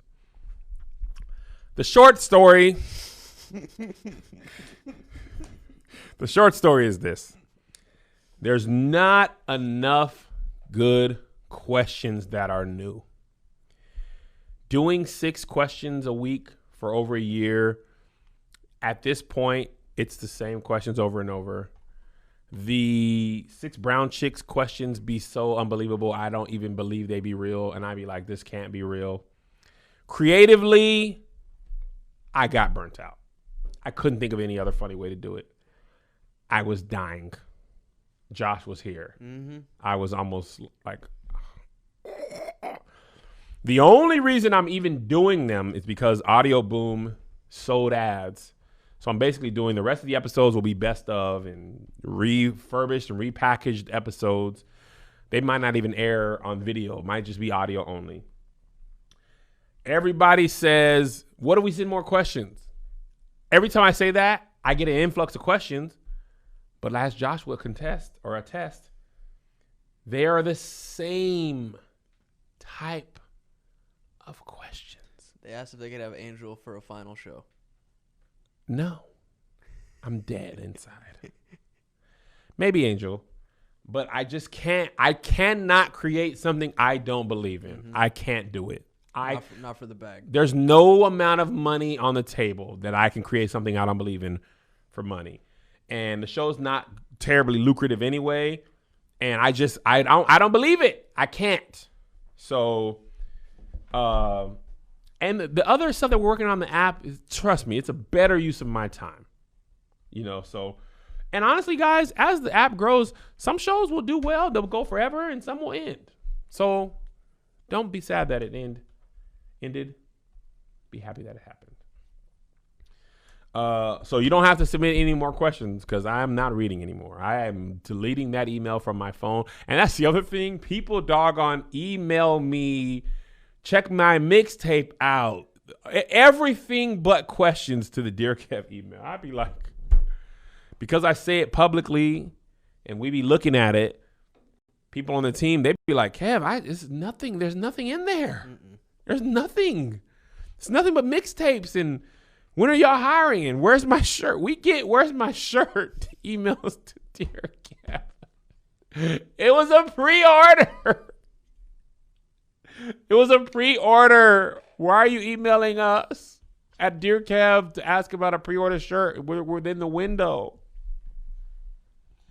So yeah, the longer you stick with me, we'll be doing new shows and all that stuff. But, that's the other thing about us. We don't do seasons. No. So if we did seasons of shows, and Melissa has said this on a lot of occasions, stuff would last longer because it wouldn't be every week. So if we did a 10 episode of Dear Kev once a year, I could do it for 5 years. But when you do 6 questions a week, every week, that's 6 a week, 6 times 52. No, it's 6 a week. No, 6 a week. Yeah, you're right. That's 312 questions. It's a lot. People be having the same problems, y'all. I cheated. I'm getting cheated. I want to cheat it. I'm getting cheated. I hate my husband. He's dirty. My wife doesn't give me enough sex. That's 90% of the questions. I'm sorry, guys. Or I want to do something that I'm going to feel bad about. Leave my husband, leave my wife, have sex, beat my meat, flick my clit. Don't like literally it all is like flick my clit. Hilarious. Get down there. Flick my clit. Like it's those questions, and I've answered them. I've answered them front ways, back ways, all the creative ways I can. It's gone. It's pretty much. Hold on. It's been about a year. It's over a year. We started in 2019. Oh yeah, it's a wrap. Wrap. It's a wrap. It's not the Tonight Show. It's not. It's not. Flip your clit if you want. Just don't email me about it. Kevin Smith said clit flippery. All right, guys. I got to go because Josh has to edit that thing for me. I love you all. If you're going to keep your distance tonight, I'll see you then. If not, I will see you Tuesday, 8 a.m. Pacific. Bye-bye.